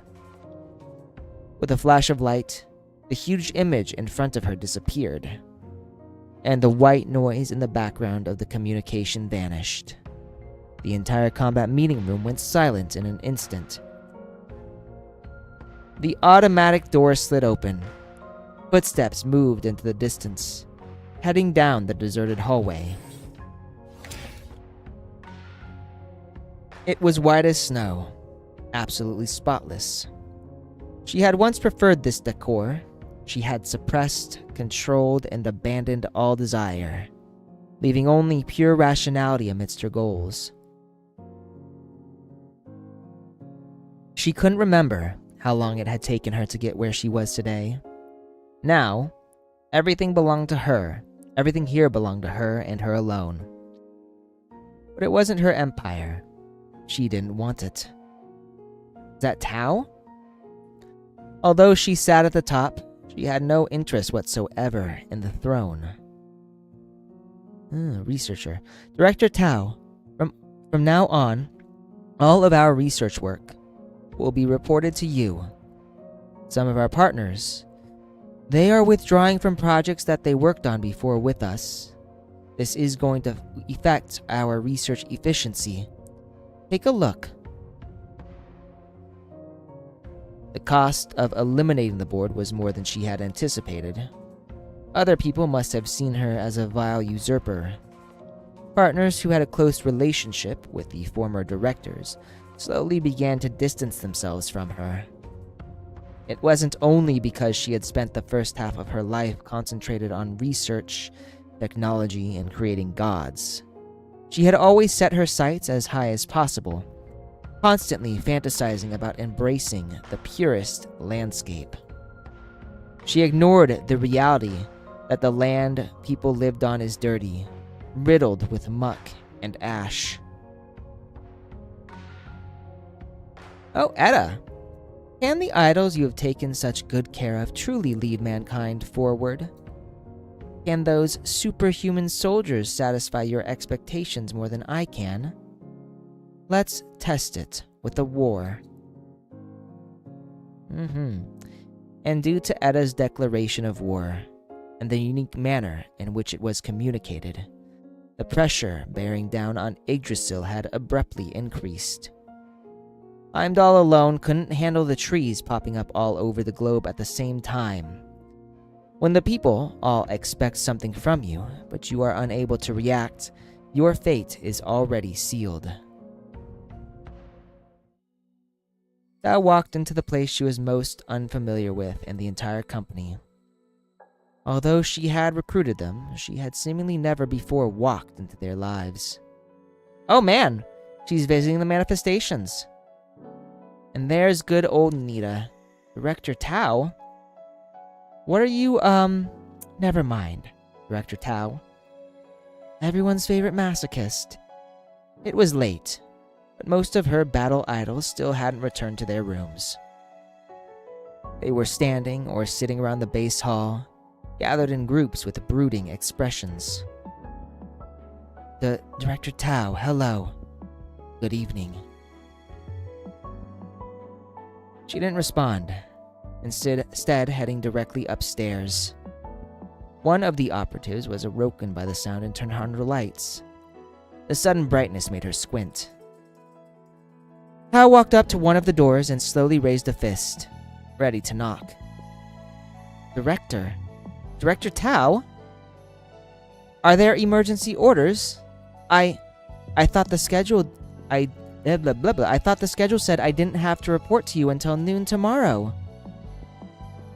The door opened before Tao could knock. Inside, Cirrus shrank back anxiously, unwilling to even meet her gaze. Do you have the final results for the survey you applied to do? Yes. Would you like to hear the report now? Please wait just a moment. I'll change and head to your office. No need. Just tell me here. Cirrus seems confused. I'm confused too. What is going on? No one could have expected this. Just then, all of the Heimdall operatives in the base opened their eyes wide, staring at Tao and Cirrus. I thought Cirrus was on the mission with the adjutant, so is this... Oh no, wait, maybe she went back. I remember now. I've organized all of the Operation Breakpoint files, as well as the recordings, documents, and other images from Internal Affairs Levitane's squad after Operation Breakpoint. In the end, I didn't discover any potential danger. No employees are spies or have defected. The company is completely safe internally. That doesn't sound right. The girl's words trembled uncontrollably as she spoke, becoming quieter, and quieter, until they were nearly a whisper. Even so, there was no doubt that everyone present heard exactly what she said. Louder. Say it again. Director Tao, A light cast Tao's shadow into Sirius's room. The thin, tall darkness seemed to hold some sort of power, causing the already panicked girl to respond firmly. I, Operative Cirrus of the Heimdall Force, stake my identity, responsibility, and life to guarantee that there is no potential danger present at Yggdrasil headquarters. No employees have defected. The Internal Affairs Leviathan Squad did not report all of its findings to you.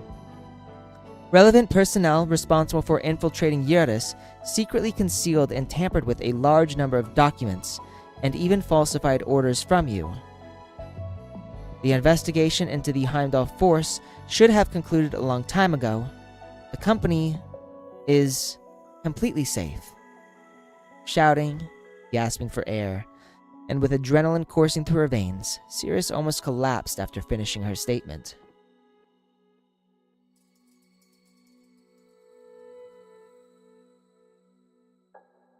Tao looked at the girl in front of her and felt the urge to reach out and support her, something she had never done. But before she could, the petite operative had already reached out and grabbed onto the doorframe to steady herself. Cirrus's head raised, full of stubborn determination. There was no way for Tao to avoid her direct gaze, or the burning gazes that pierced Tao's back. On Tao's way back, she kept thinking, when did I start to make a mistake? And where? She didn't understand others, and she certainly didn't understand why those obedient reserve operatives she had called upon on short notice were so eager for instant success. It was similar to how she didn't understand why those battle idols she viewed simply as tools and necessary collateral on the path to creating gods became a united team under Jinu's leadership. It's because they fell for his riz. He was mewing while you were busy doing whatever. She had believed that those with outstanding ability only needed a leader who represented absolute authority and a purpose worthy of laying down their lives for. To lead humankind forward, she had sacrificed nearly everything. Now, even her own life had been preserved year by year. But had she strayed too far from human nature? Boss. The intelligence officer's cautious voice sounded from outside, but she had no interest in responding. We've lost contact with the Leviathan team that infiltrated Northwind Aerospace Center. A Quarrena officer just sent over some more items to threaten us, including the remains of some of the Leviathan operatives. They are still asking us for the specific method used to relieve flooding. No one feels pressure when the first snowflake falls. You only think about where and how to place it, how to allow it to survive and not melt. But snowflakes will fall one after another, constantly. They will fall on your head, on your shoulders, building up, compacting, until even a giant's back is completely bent over, and he finally kneels down and surrenders. Doesn't that mean I betrayed you, Jinu? Oh, and just now, this magic card that was in your office started flashing and beeping. Come in. Wow, that got her attention. Caroline, unaware of what was happening, was startled by her suddenly loud voice. She hastily opened the door and rushed in. Tao stood up without any hesitation whatsoever, took the card, and inserted it into her portable communicator. Tess, mission report, progress report. Hurry. It's the adjutant. Evening, Director Tao. Jinu. The situation isn't looking good. I only have enough time to say a few things. Just listen. Ichel was taken from Duchess Orlova's mansion by Katya Klein. We can't trail her now. The other operatives and I are trapped in Baron C. Pribor's bunker. The Duchess you asked me to befriend isn't very friendly. It seems like she is instigating a war with the Quarrena faction and wants us to get involved. Omega is in control of Containment Zone 91. He is conducting research, but we're unsure of the specifics. Enough. Terminate the mission. I'll figure out a way to bring you back. It's already confirmed that headquarters is safe. There's no need for any additional risk. Am I about to put her down? I'm gonna refuse. No. I don't know. This feels kind of good. The whole Northwind Aerospace Center is already filled with traces of Yggdrasil's involvement. You can't send any more people here, and I can't just leave like this. Oh? Babies, what are we owing? If I leave, Yggdrasil's reputation is done for. Then what do you need? How can I help? Wait. Wait for the tides to shift. Wait for a strong, legitimate reason for you to leverage the company's power. I'll take Haru and Tess with me. We'll give it our all. Oh, not put her down. I just meant shut her down. Sorry. Refuse her. Put her down is probably a weird way to say it. But basically, I meant we're going to tell her no. Which I think is the first time I've actually ever heard the adjutant say, I'm not going to follow your orders. That's what I meant. This is my bad. I'm not good with my words when I'm not given time to properly think about it.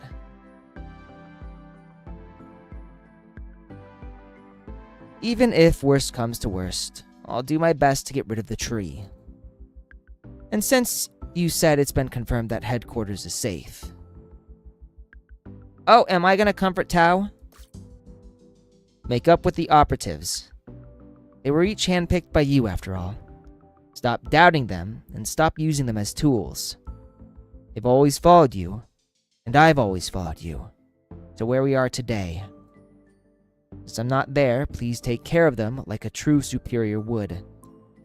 So, gave her a bit of a dressing down, not quite what I was hoping for, but I like that the adjutant is finally saying, yeah, you gotta do better.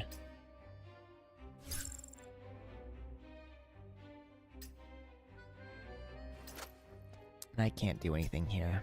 And she's not good. Whatever. Alright. We're moving. Always ready to fight. Everything that woman says is a lie. We have to be careful around her. No matter how you look at it, it seemed like she was ready to take on the military. Looking at our current situation, I'm worried she might have already made a deal with Yggdrasil. Objective complete. Stay alert. What's this? To the victor, the spoils. These? She calls these supplies? She gives junk supplies. like this to the civilians and soldiers, but she still has so much support? You'll die if you eat too much. Well, they know. There. Nehru's snowflakes. Oh, damn. Taste my blade! Reveal! Enemy is down. Stay sharp. Hold up, guess what I'm gonna do? Even though I've suffered so much in Yarus over the past year. Has Director Tao been working with her from the beginning? Looks like you've got an audience. Not that great of a sniper. But I don't want to use... Welcome to Tessa's World of Magic. Adjust plans when the situation changes. We need a volunteer for my next act. Honestly, I gotta be careful. Haru's in bad shape. I don't know how she got so injured, but... I've lost my edge. Oh, there we go. She's gone. Alright, we gotta quit and we gotta do this again. I fucked up. I wasn't careful enough. Alright, battle preparations. Let's go. The battlefield isn't for those without resolve. Everything that woman says is a lie. We have to be careful around her. No matter how you look at it, it seemed like she was ready to take on the military. Looking at our current situation, I'm worried she might have already made a deal with Yggdrasil. What is any of this worth compared to honor? These? She calls these supplies? She gives junk like this to the civilians and soldiers, but she still has so much support? You'll die if you eat too much. Well, they know. I don't care. In Yerus, snowflakes last longer than human life.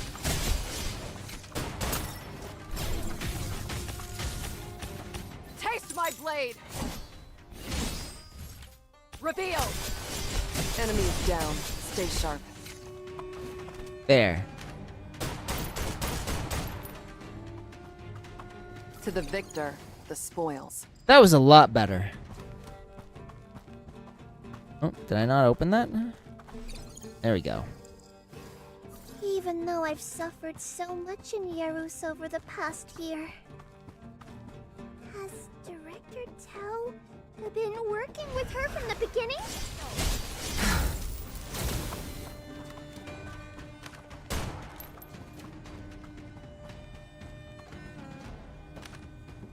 Come on, then. Keep them coming.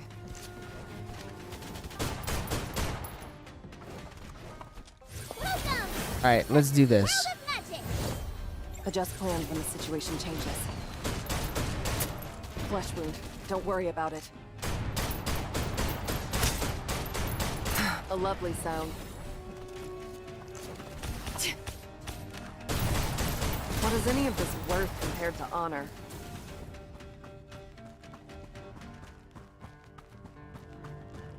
Good, good. Do.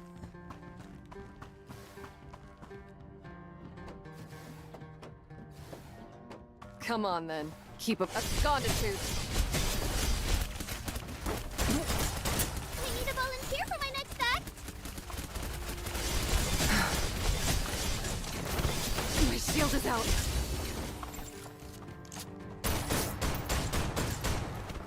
What is any of the flesh wound? Don't worry about it. Enemy is down. A lovely sound. Alright. Oh, there it is. To the victor, the spoils.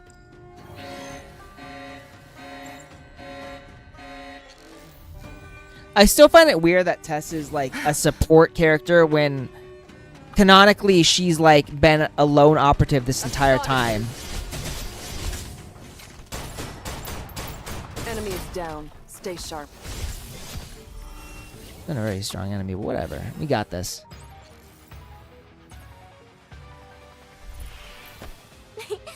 Not too bad, huh?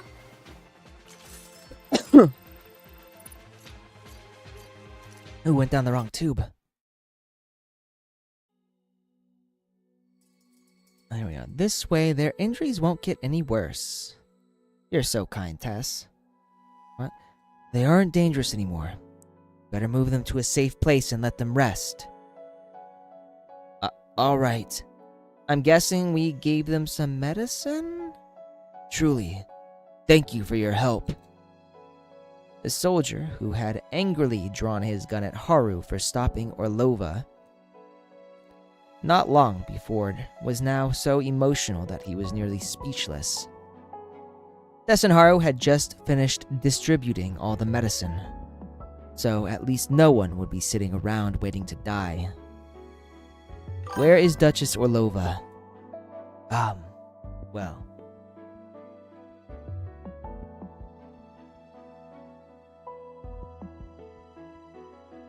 I'm more tempted to believe that it's because the dev said so, but I get like the spy thing.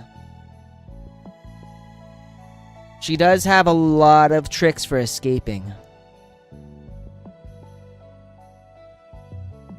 Hey, didn't we just help you out? And you're still trying to hide stuff from us? It was rare for Tess to lose her temper. Just shortly after you guys left, we captured a spy in the main bunker. Her Grace is now personally interrogating her. Where? In the interrogation room on the lower level. Adjutant, do you intend to... Tell me the exact location. I'll go check it out. I'm afraid that might be... Your Duchess said herself that I'm your ally now. So as your ally, there are some things I can't just ignore. I'm glad he's being pushy. I feel like it's a good start. Haru and Tess stood behind me in silence. Even though the resistance soldier in front of me obviously wasn't happy about it, he could only sigh and give me the location of the interrogation room. You can stop here. I'll go in by myself. Huh? So what do we... It's odd that a spy would appear out of nowhere. Orlova is clearly still hiding some things from us. By going alone, she'll let her guard down somewhat. Besides, I have something else for you guys to take care of. You need Tess and I to scout out the entire bunker? Yes, it's really important. The bunker is still an unfamiliar environment, and we can't be led around blind by the Duchess all the time. I need you to find some possible escape routes that are safe, just in case. We have to be ready to leave at a moment's notice. Alright, just leave it to me. Escape magic is a must for any great magician, this is true. And she did escape getting shot. Etchel is missing, but the Duchess doesn't seem to care. Something isn't adding up. If at all possible, we need to get Etchel back on our own. There's definitely more to that girl than we know. Understood. Leave it to us, Adjutant. Be careful. The two well-trained Heimdall operatives quickly disappeared from my sight. I took a deep breath, steadied my emotions, then strode into the interrogation room. As soon as I pushed open the heavy, soundproof door, a sharp, burning smell assaulted my senses, followed by angry grunts coming from Orlova. I then heard a series of small, near indiscernible gasps. It seems like you're enjoying this, so how about we do it again?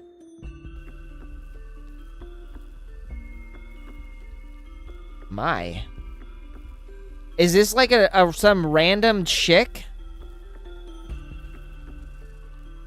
I heard the crackle of electricity mixed with the pained, muffled groans of an unknown woman. The legs of the steel chair she sat in grated against the concrete floor. I leaned against the interrogation room wall, released any tension I was holding, and observed Titania's interrogation emotionlessly. Who sent you here? How did you get in, and how much intel have you sent out?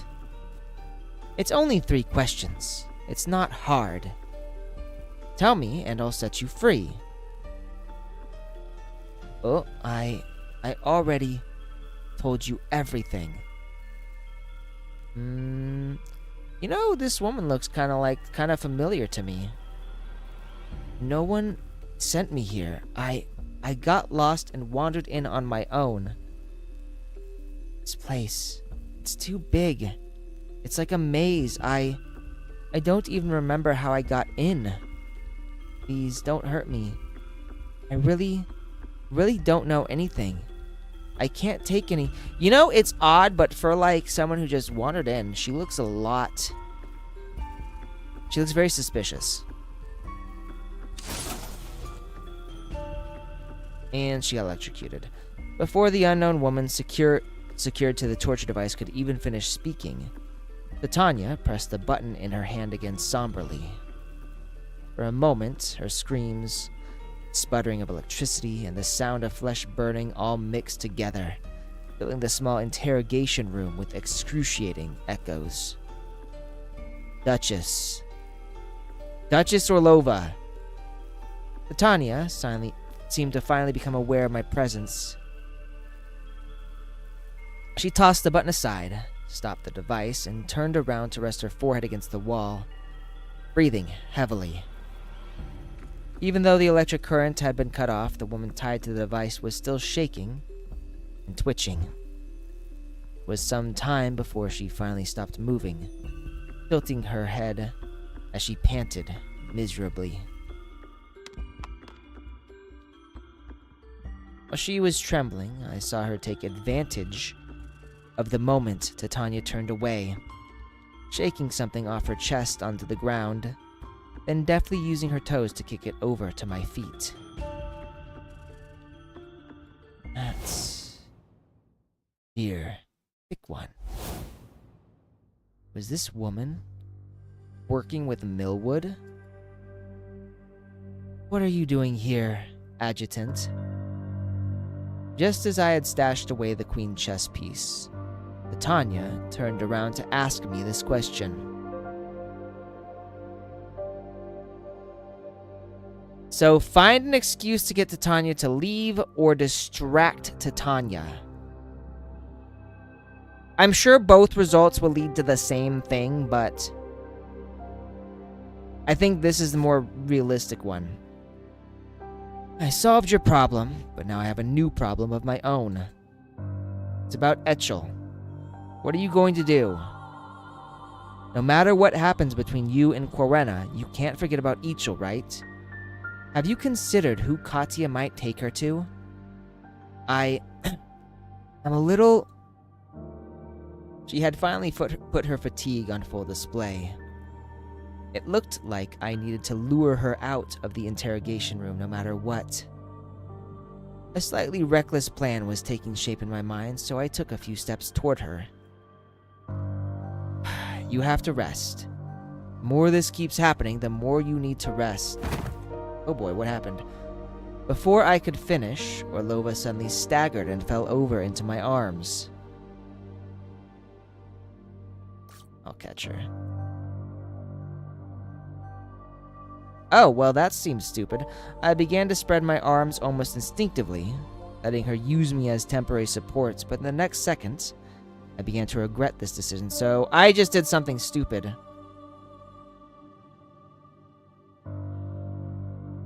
A faint sensation of stifling heaviness began to spread throughout my body. Although it was only for a second, my eyes glazed over, as if I was about to hallucinate something again. Thankfully, Orlova noticed her mistake in time, hastily putting her hand on my chest and standing up. Is she infected with Tytogen? Sorry, I am not feeling well. I guess I do need to rest. She turned around and glanced at the woman fixed to the torture device, who had seemingly passed out. I can help you keep an eye on things here. If she wakes up, I can use the Yggdrasil method to see if she's willing to talk. You just need to arrange for a few trustworthy men to come here and monitor me. I stared into her eyes, silently waiting for her response. No, just do whatever you want. I watched Titania leave until she completely disappeared. Then, I switched off all the monitoring equipment in the interrogation room and stood in front of the woman being tortured. Talk. I'm sure you have plenty to say. I want to ask you something first. Adjutant, who is she? The magician. Oh my god, she's a Levitane person. How did she survive? Why didn't my shot kill her? I see. Oh boy. Codename Black Hollyhock. Yggdrasil Internal Affairs. Levitane Squad. Team 2 Operative. From the moment you left the company, our goal was to monitor, protect, and utilize your presence to draw out any possible targets who might still harbor ill will toward Yggdrasil. But those possible targets included me and my operatives. Exactly.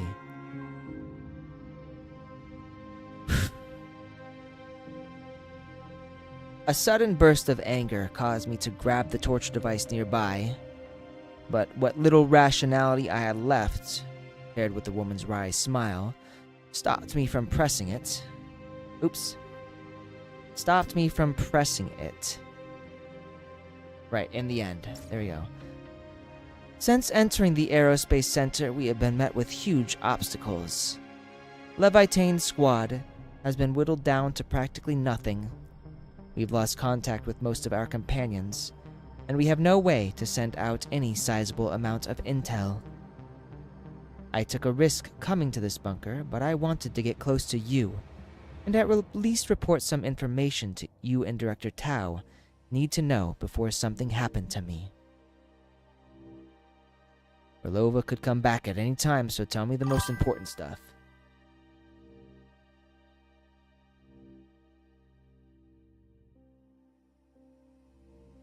Snowbreak, really? I'm definitely enjoying it to an extent. There are some things that I get a little frustrated with, but I think overall, the game is pretty solid.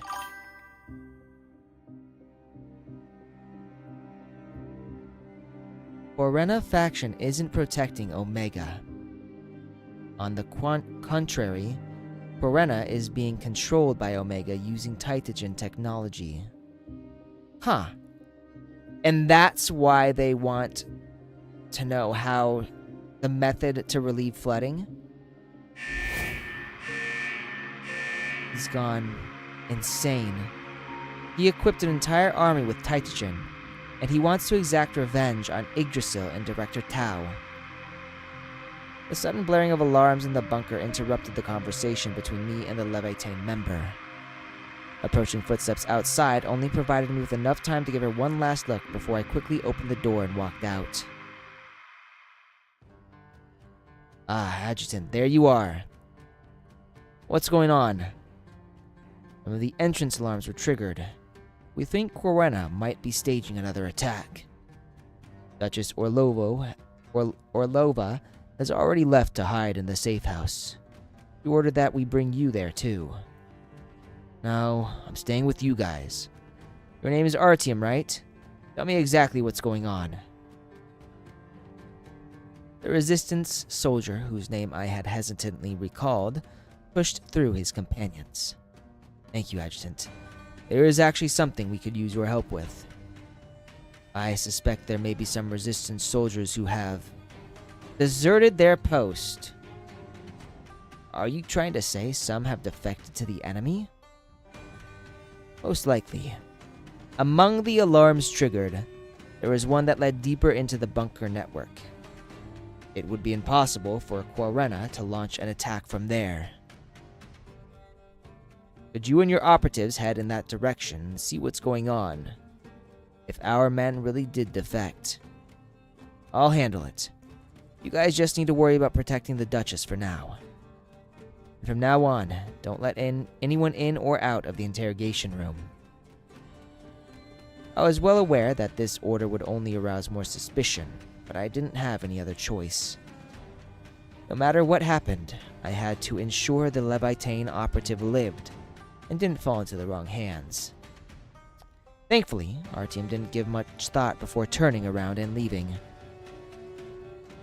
Haru, Tess, can you hear me?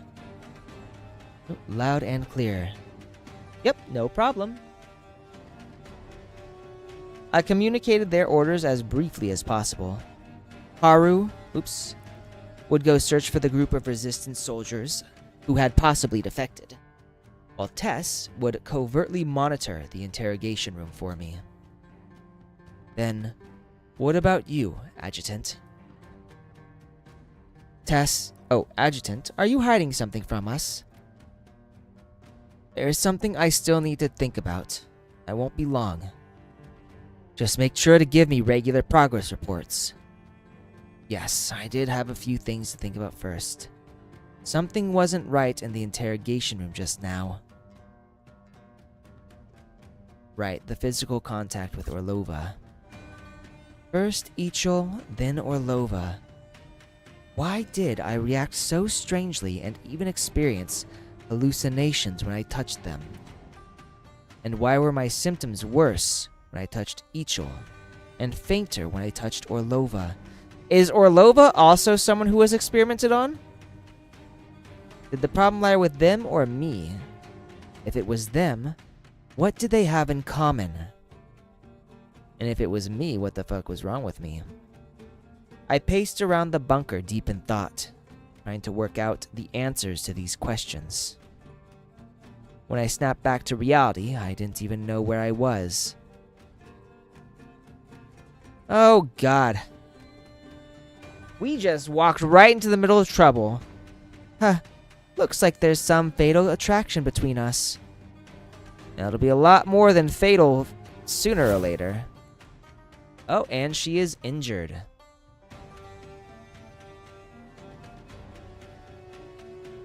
I didn't expect the person I'd see in my final moments to be you, Adjutant. So she is injured. I'm gonna make some theories here. I'm gonna assume that Katya tried to deliver Etchel to Omega, who realized who she was and decided to offer. And then Katya escaped, but she was injured.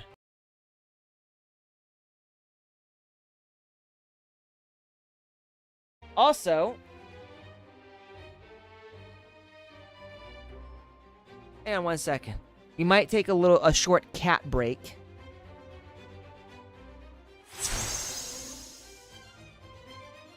Ooh. Hang on a sec. Let me fix this. Capture. Do.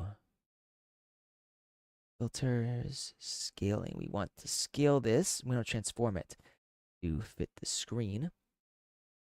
We're going to do this. We're going to transform it to fit the screen. Then we want to do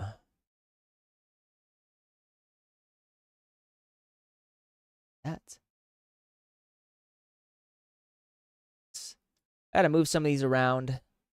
When I scaled this, it all got screwed up. It's going to do a bit. Looks like I'm missing something else. Hang on 1 second, you guys. This is a problem. I recently, I'm sure some of you guys know, I changed my screen. I was having issues with my notifications. I was getting delays with my with my my bit rate was lowering, and there was a huge delay between streams, like the stream time. And sometimes my stream would even get kicked. So I recently made some changes, and one of them was to change my screen from being oh God, what was it?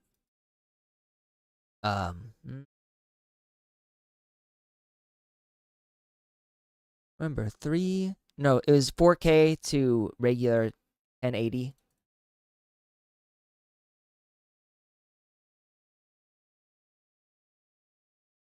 Oh, I know what's happening now. We gotta change this. There we go. I wanna make this smaller.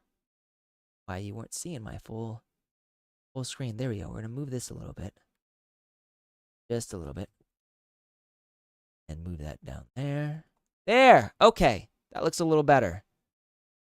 But because I changed that to help fix the bitrate issue and the FPS issue, a lot of my,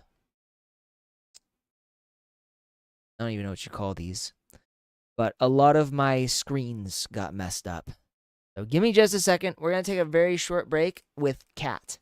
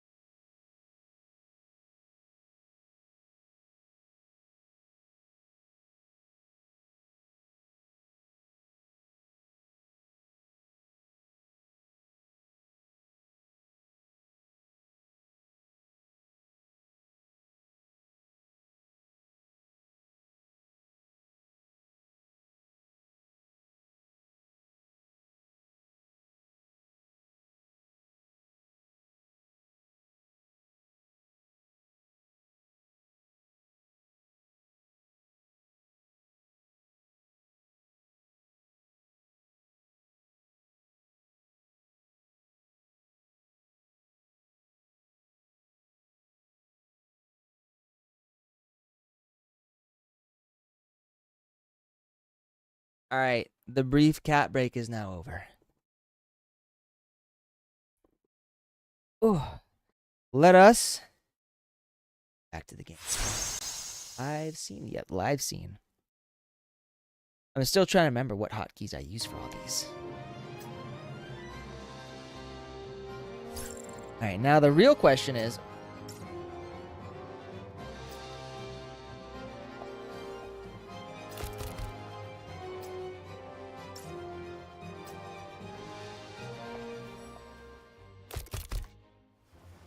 That is quite the animation. Quite the animation. Wow. Alright, let's do this. Let's start this battle. The battlefield isn't for those without resolve. This bunker is so elaborate and certainly. complex. How many generations did it take to build something like this?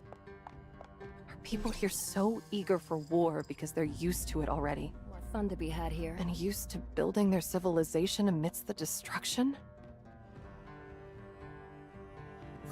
I wonder. So let's see how this This will works. be a good warm-up.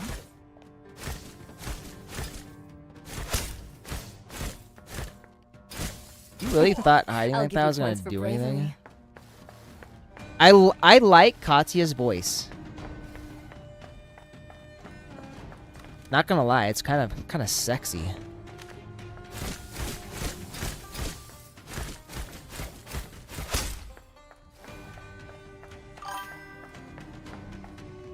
OG Katya heralded the age of gooning. All right, let's see what her skill is.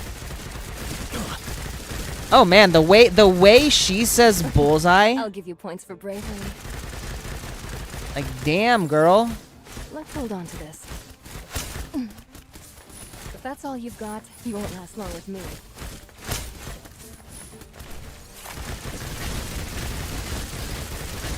Let's go. Oh, No more fun to be I had. see. It looks like the entire mountain was hollowed out. I wonder where it connects to up above. yeah, let's see what's going on here.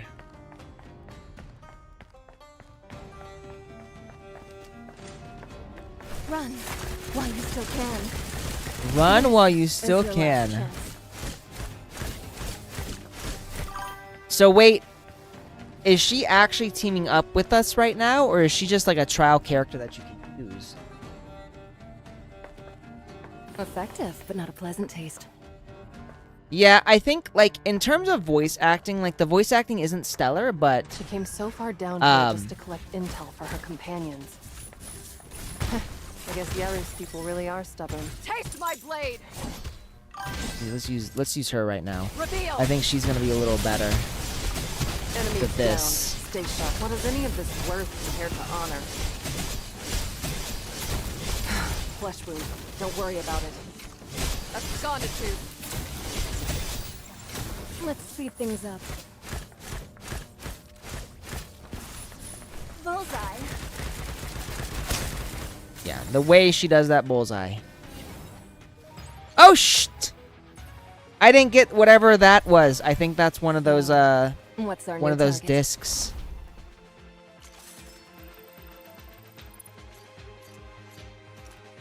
Yeah, I'm gonna say this.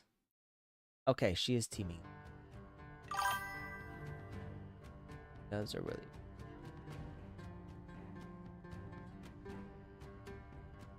You know, so I actually think some dubs are pretty good. I always give them a chance, so there are occasions where I'm very surprised by the dub. Like when it comes to, especially when it comes to anime, so like my favorite dub of all time is My Joseph Darling, which I love both the dub and the sub for that one pretty much equally. Full Metal Alchemist's Brotherhood's dub is very good. I think when it comes to comedy, I prefer dubs over subs because the jokes make more sense to me. Like, I don't know if any of you have ever seen Shimoneta. In a boring world where the concept of dirty jokes does not exist. Top 10 of all time in no order. Top 10 what, top 10 hentai of all time? That's like an Ohego GIF, right? So you're asking about the top 10 hentai? Is that what I'm seeing here, Cat? But we're speaking about, like, you know, dubs, like Shimoneta,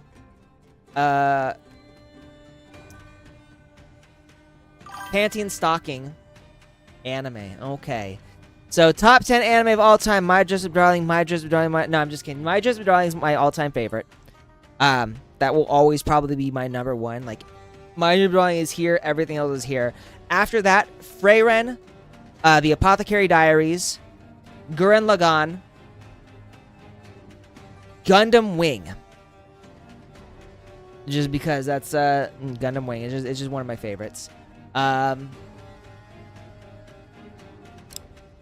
Full Metal Alchemist Brotherhood. No matter what people say about it, that was a really good series. It's a really good starting off series. Anime. I'm trying to think of other anime that I'm not going to be biased towards because I liked the manga and light novels. You know what? Fuck it. Monster Musume. High School DxD.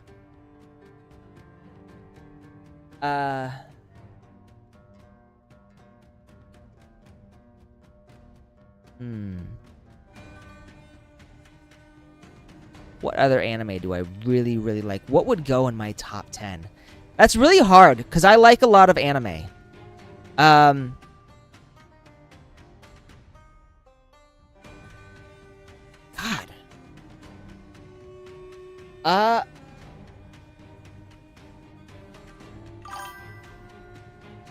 Alia sometimes hides her feelings in Russian. I do like... Well, I mean... Kagi Neko, do you not know the 100 Girlfriends Who Really, Really Love You? Yes, I will put that one in my top 10 as well. Kagi Neko, do you not know I write harem light novels? That's how I make my living. So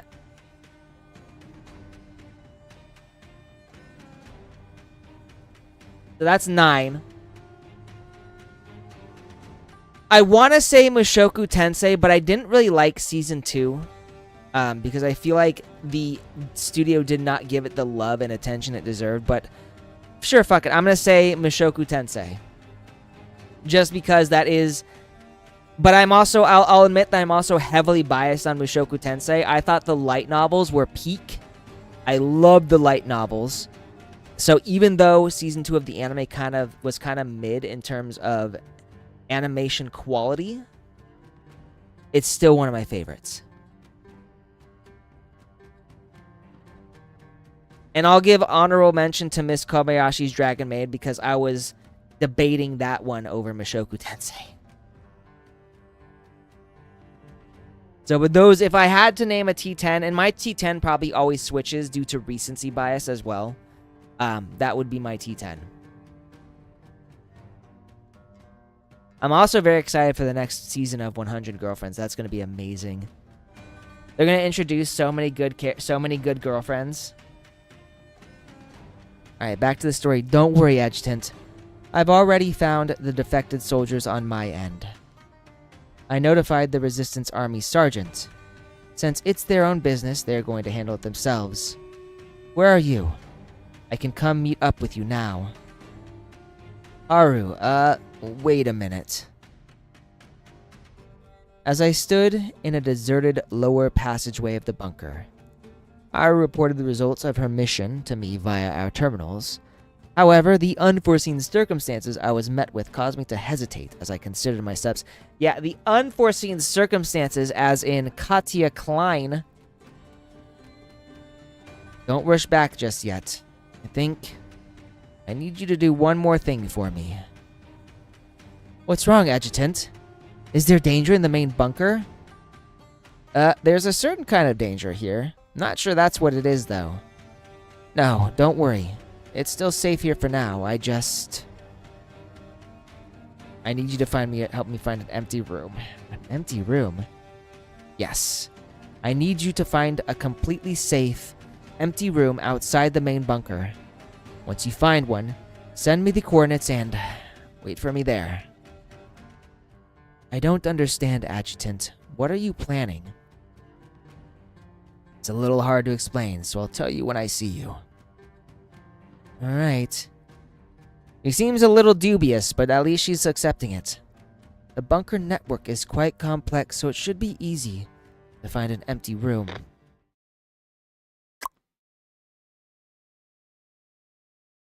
I hung up the communication, organized my thoughts for a moment, then turned and walked into the room behind me, where Katya Klein is waiting.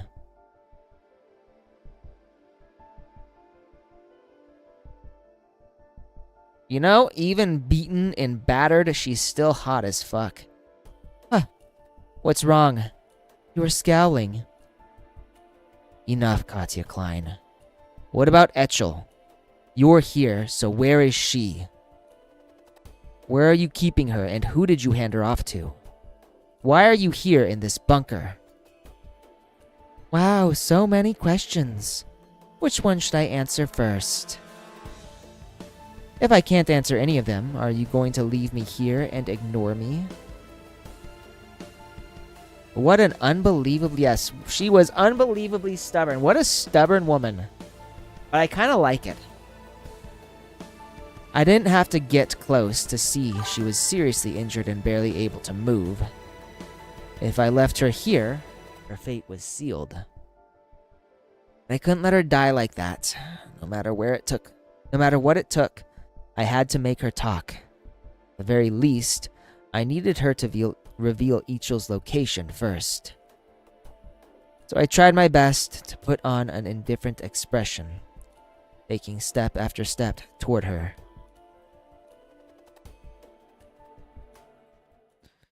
You. What are you trying to do? Is she getting the bridal carry treatment? She is. I slipped my arm behind her neck and knees, lifting her into my embrace with a calm breath.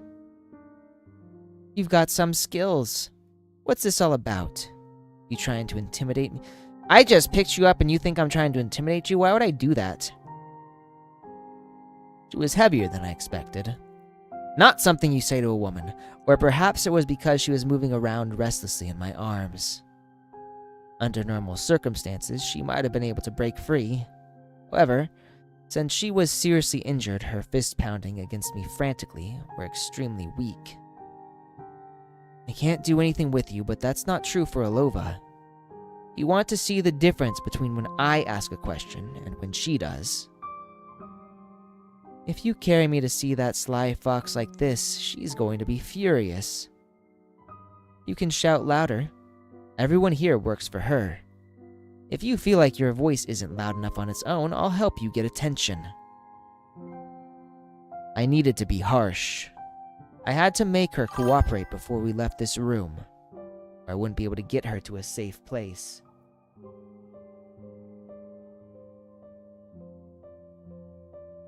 Yeah, I once did that when I picked up a woman and she was not pleased. To be fair, though, she actually was on the heavy side. Just saying. But she seemed to fall silent too quickly. I couldn't help lowering my head to glance at her face. She's probably in trouble. You're just asking for trouble.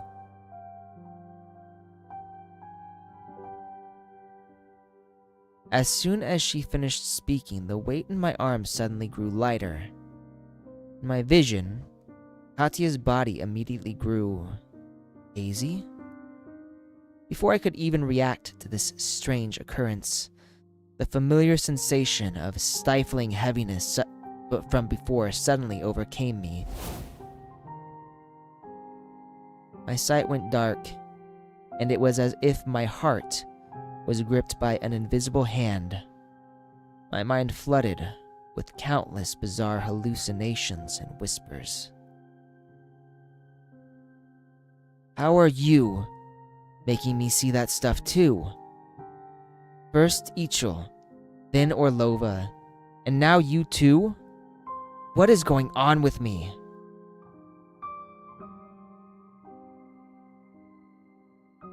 When I regained consciousness, I was on hands and knees, supporting my powerless body. Katya stood aside with her arms folded, staring at me coldly. Huh. I tried to warn you back at the mansion. You clearly don't know anything, but you're still here to join in on the fun. Adjutant, I found an empty room like you asked. It looks like an abandoned warehouse. It should be safe enough and it won't catch the Resistance Army's attention. You asked me to do this because you wanted to avoid Duchess Orlova and her men, right? Yes, you could say that. I'll test over and wait for me.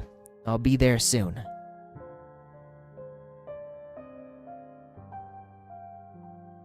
She says that, but she's gonna fall one day. You are seriously annoying. You already worked everything out, but you still insist on fighting it out. How irritating. Though her words were unforgiving, she followed behind me silently when I left the room. How can she stand? Wasn't she, like, stupid injured? I don't understand. As a response to the Querena faction's potential attack, most of the Resistance soldiers were temporarily concentrated near the entrances connecting the bunker to the warehouse, readying for a fight. I was prepared for the worst, but to my surprise, Katya and I barely saw anyone along the way, none of whom took notice of us. We quickly arrived at the location Haru sent me. Oh, they don't look happy. Haru and Tess were, unsurprising, incredibly wary of Katya. Just this once, Adjutant. But in the future, please think about your safety before making any rash decisions. Adjutant, you really are crazy.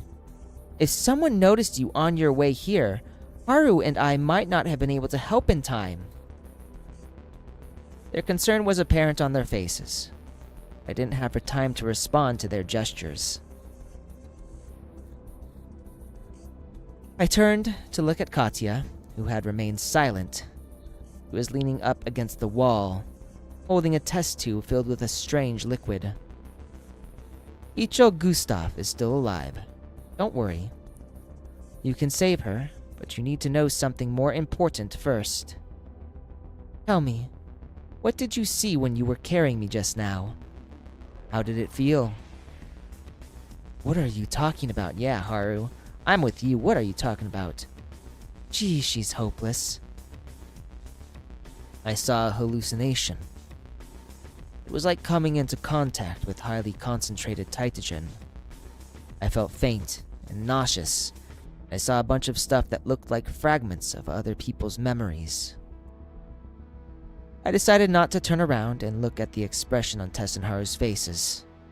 For now, I chose to focus on Katya's question. No doubt about it, you've come into contact with highly concentrated Titagen. Fragmented Titagen, to be more precise.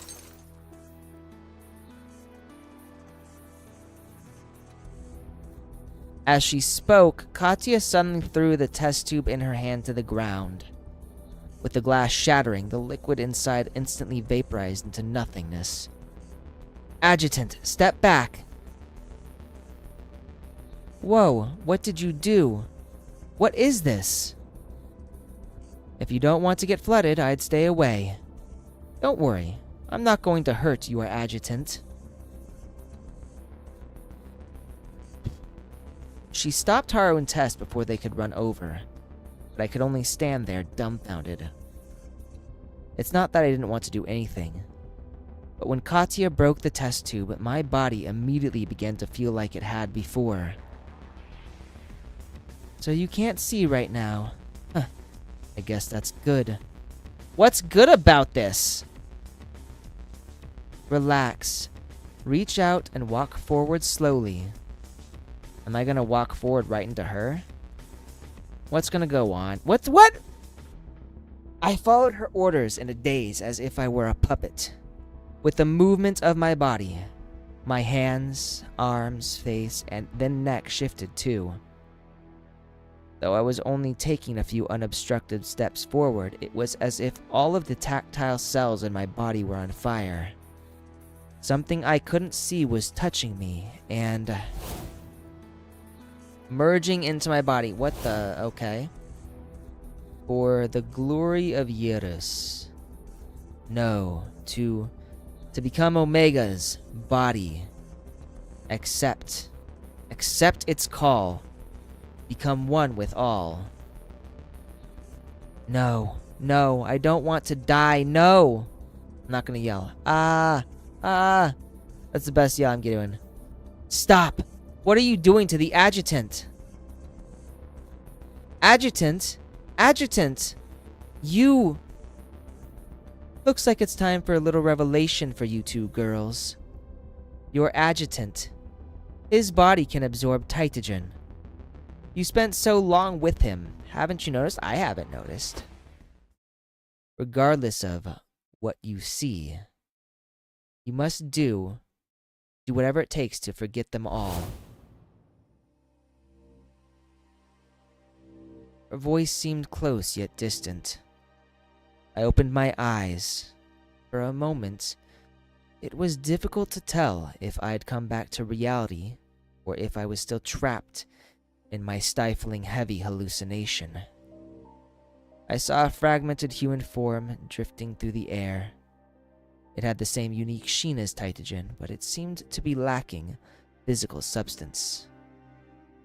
I spotted Tess and Haru furiously drawing their weapons and aiming them at Katya, but the latter just continued to stare at me intently.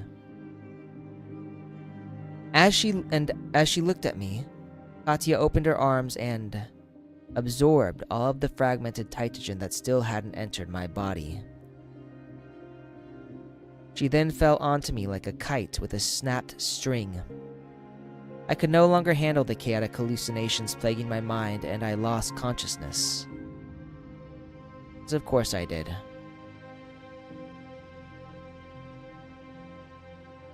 Deep within the bunker, Titania Orlova stood before a towering wall full of memorial tablets, lowering her head as she contemplated. Your Grace, the Heimdall adjutant has made contact with Katya Klein as you wished. So, Your Grace, so she planned this. And the Black Ice Alley intelligence brokers, have they been handled? They accepted our terms and are now working for us. Rest assured, they know what to say and what not to say. That mercenary, Katya Klein, will surely redirect the adjutant's attention toward Omega, and while I'm targeting Omega, she's gonna be doing her own thing. Have you been planning this since you let her into the mansion and allowed her to take Ichol? Of course not. I'm a human, not a prophet, nor a demon that can peer into people's souls. She secured that chance all on her own. He was able to escape alive from the depths of Containment Zone 91, that research center, without dying at Omega's hands. She's of great use to me. Then, moving forward, focus on dealing with the Corena faction. Ignore everything you see concerning the adjutant. I'll be leaving the bunker for a bit to make preparations. I need to ensure that our men will be the first to follow the adjutant into Containment Zone 91. Understood. So is she an ally or an enemy? I can't tell. The loyal guard left quickly. Tanya turned around once again, facing the wall, filled with the remains of martyrs. She inadvertently bit her lower lip until her teeth broke the skin. She felt warmth as a metallic smell rushed to her nose, causing her to open her mouth as she shook. Something. I missed that. I've noticed that every so often, shook uncontrollably. I noticed that every so often, it won't go down, so you don't know there's more. Oh, courageous commander of the Federation Field Army, Duke of White Rock, Your Grace, Leonid Orlov, my beloved father, please protect and forgive me. O splendid savior of the Federation, Icebreaker, Flag Bearer, Your Excellency, Peter Gustav, the sovereign I yearn for, please protect and forgive me. I have failed to defend the blood of my predecessors, failed to inherit the virtuous resolve and integrity of Eurus. I have allowed filth, wrongdoers, and violence to run rampant in our homeland. I, Titania Orlova, sinner, and am unworthy of each and every one of you. I am here to seek your solace, because I shall carry this guilt as I continue to act in ways even more anti-ethical to the values of the Yerdes people. So she is just, wow. Hey yo, what's up? How you doing? That's quite the name. You're the first X speaker I've had on this stream. And not much. Just playing Snowbreak. I don't know if you played this game before, but it's pretty fun.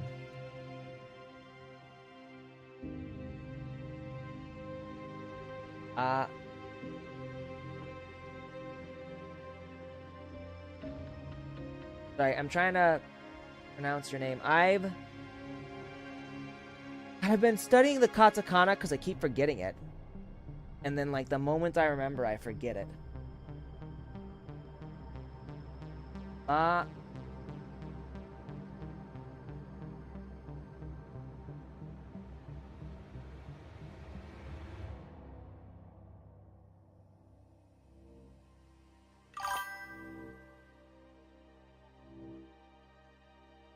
Nice. It's a good game. I've been enjoying it a lot.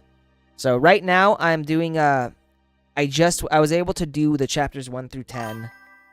So, and I will call you Yuri. I'm using your name as like Japanese lesson almost. Trying to see if I can actually remember the katakana. So I recognize I recognize, like, Ma is the first part of the name. And the second katakana, I don't remember. But then you got Ta.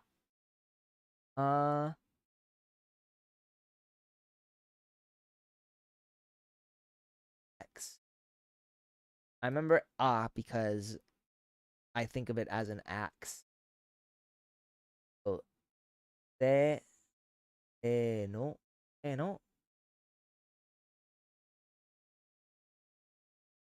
And then U. The U in your name is like unicorn. Masuta. Masta. Okay. That's so master do de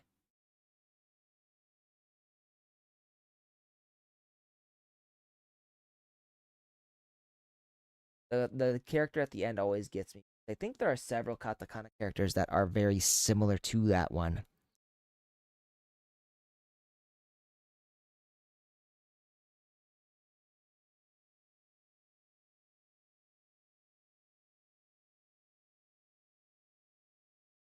Okay. So it's Azuren.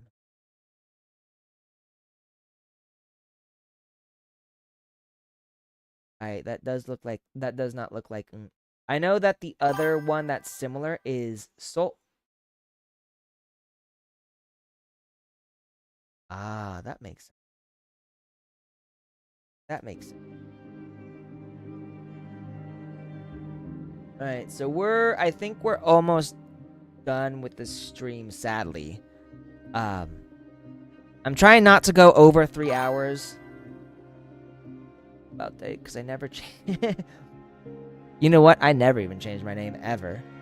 So the fact that you even do that at all, I give you props, personally.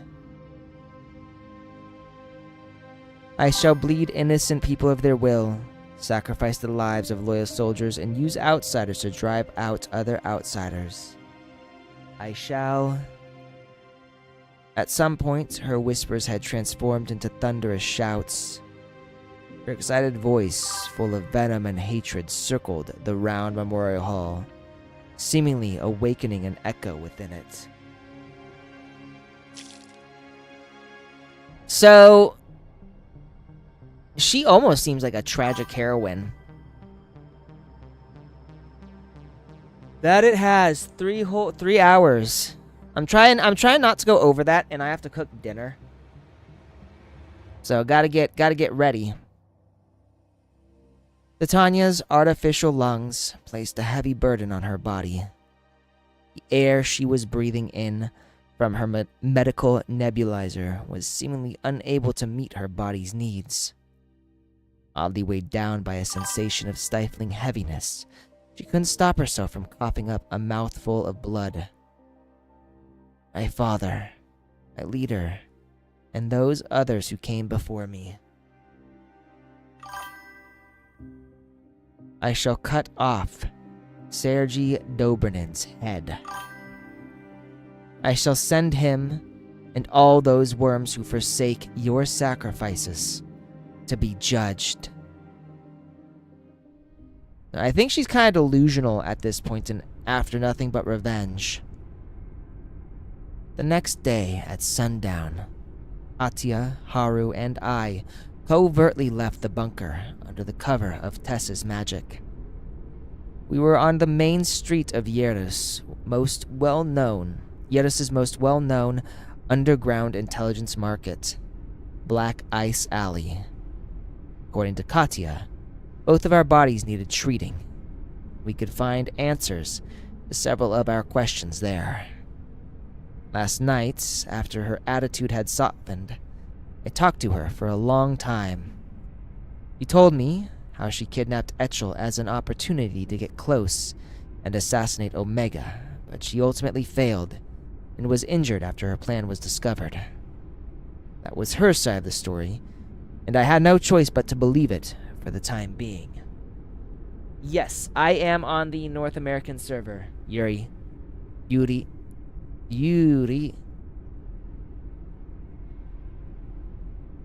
That was... Oh, right, I read that. Why do we need to come here to find answers about what Titagen is doing to me? Because there aren't that many people who know the whole truth. Only the intelligence brokers here will be willing to tell you everything. Where's Millwood's chess piece? Did you bring it with you? And she knows.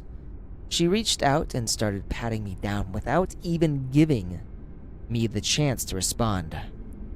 Haru looked like she was about to burst into flames at any moment.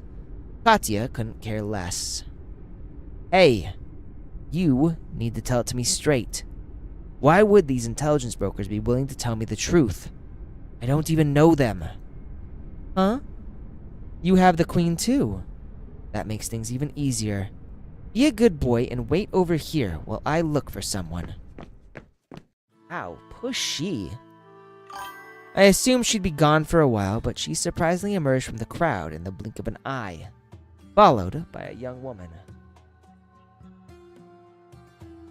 Oh, damn. Well, I usually just go with whichever server is the one they have up first, and this one was the American one. I think on some other gacha games I'm in different servers, but this one's America.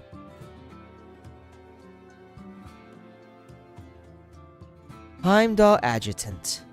Let's go somewhere more private. She looks a little tired.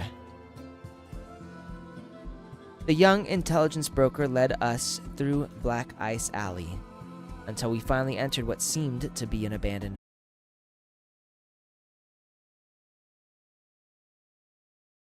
first. Hey, wait, you're the one here buying intel. You can hear what they have to say, but I can't. Be good and just follow their rules in a place like this. Don't worry, I'm still not in any shape to run off. She shut me up with just a few words. Haru and I were left to follow the intelligence broker into a small, closed-off room, temporarily relinquishing all control. That makes a lot of sense. That probably explains it. And I wasn't using a VPN at the time, so it was definitely in America. Thinking back, it's true that I hadn't considered the thing intelligence brokers value most when trading: confidentiality. But my biggest mistake was underestimating Katya's independence and impulsiveness. Ha! How are you still so easy to fool, Adjutant? First Icho, then Orlova, and now you two.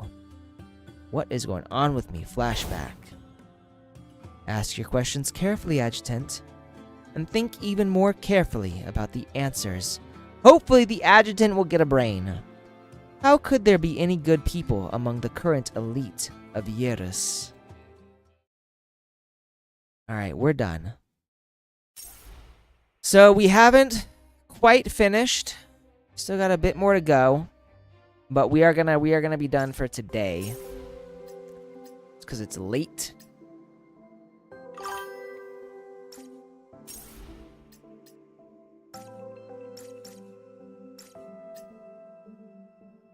My current player level is 52. So, unfortunately, I think because... actually, not unfortunately. I don't know why, but, just not able to get a very high level. Oh, I'm at 53 now. So I just leveled up. I'm at 53.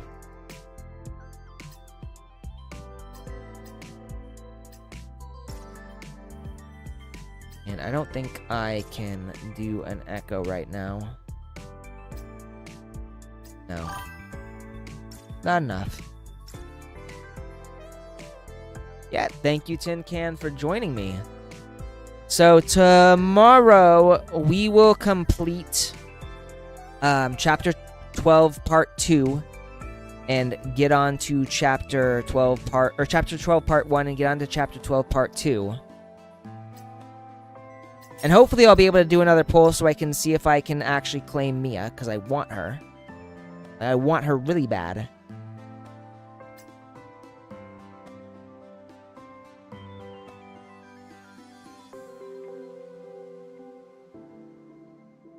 I didn't realize there was a world chat. I call Plap.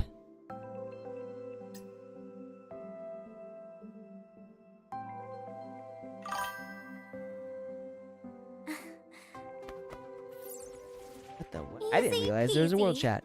Uh-oh. Actually, my Quick, first get it time back. on X Stream 2. Nice. Nice. Phew. So, X is a bit weird. I don't know exactly how the streaming on it works. I might have to check into the world chat at some point and start chatting as well. But I probably don't know what I'd say. I'd probably just say something like plap plap plap. Get pregnant. Anyways, you guys, thank you for watching me for roughly almost 3.5 hours.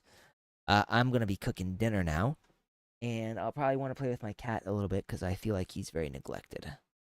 So you guys have a good one. I will see you all tomorrow. If you are in the Discord, you can reach me. Yes, Freyren wallpaper.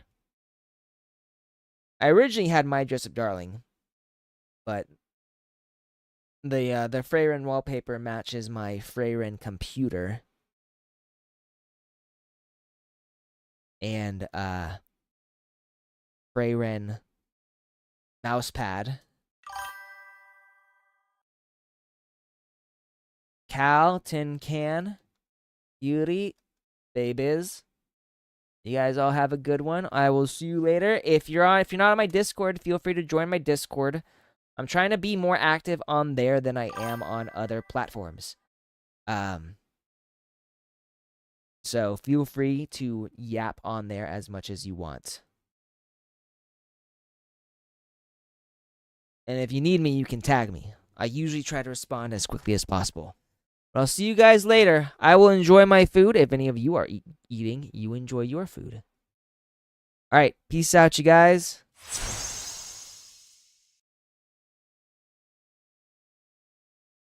I just realized this is too big. Give me a sec.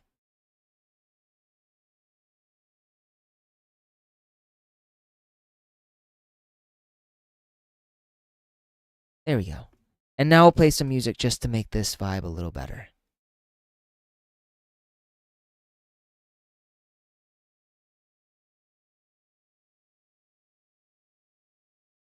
There we go. Music. 排気口から香るラーメンの匂い、学校帰りに夜駄菓子屋、大層な古着はない私は普通の人、季節は巡る雨が雪になって干上がって知らない人とつながり合う時代に私はいる、春風巡る私の歌が誰かの風になる、誰かの風景を塗り替える、それが嬉しかった、人生だとか青春だとか不条理に思うことなんてなかった、私が歌を歌うのは歌が好きだったってわけさ、好きなもの好きなこと好きでいることに理由はいらない、だから私は歌うのだ、名前のない花が咲いた、あなたが知らなくたってどうでもよかった、でもあなたがいるから私は私になれる、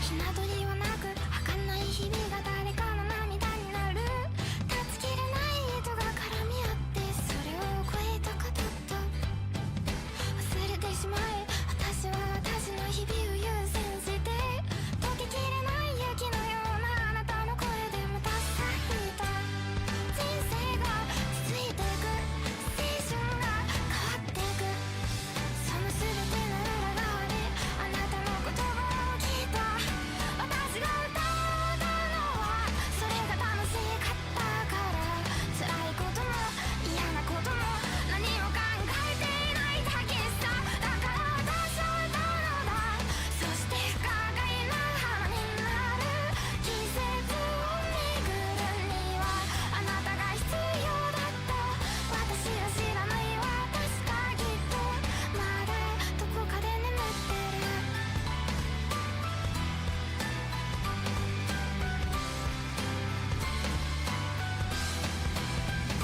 あっという間に世界が変わる、人生が秒速で乗り換わる、青春は風になる、そこで生きるあなたと感情が混ざり合えばいいな、何も知れないあなたと生きてみたいな、あなたとならもう怖くはないな、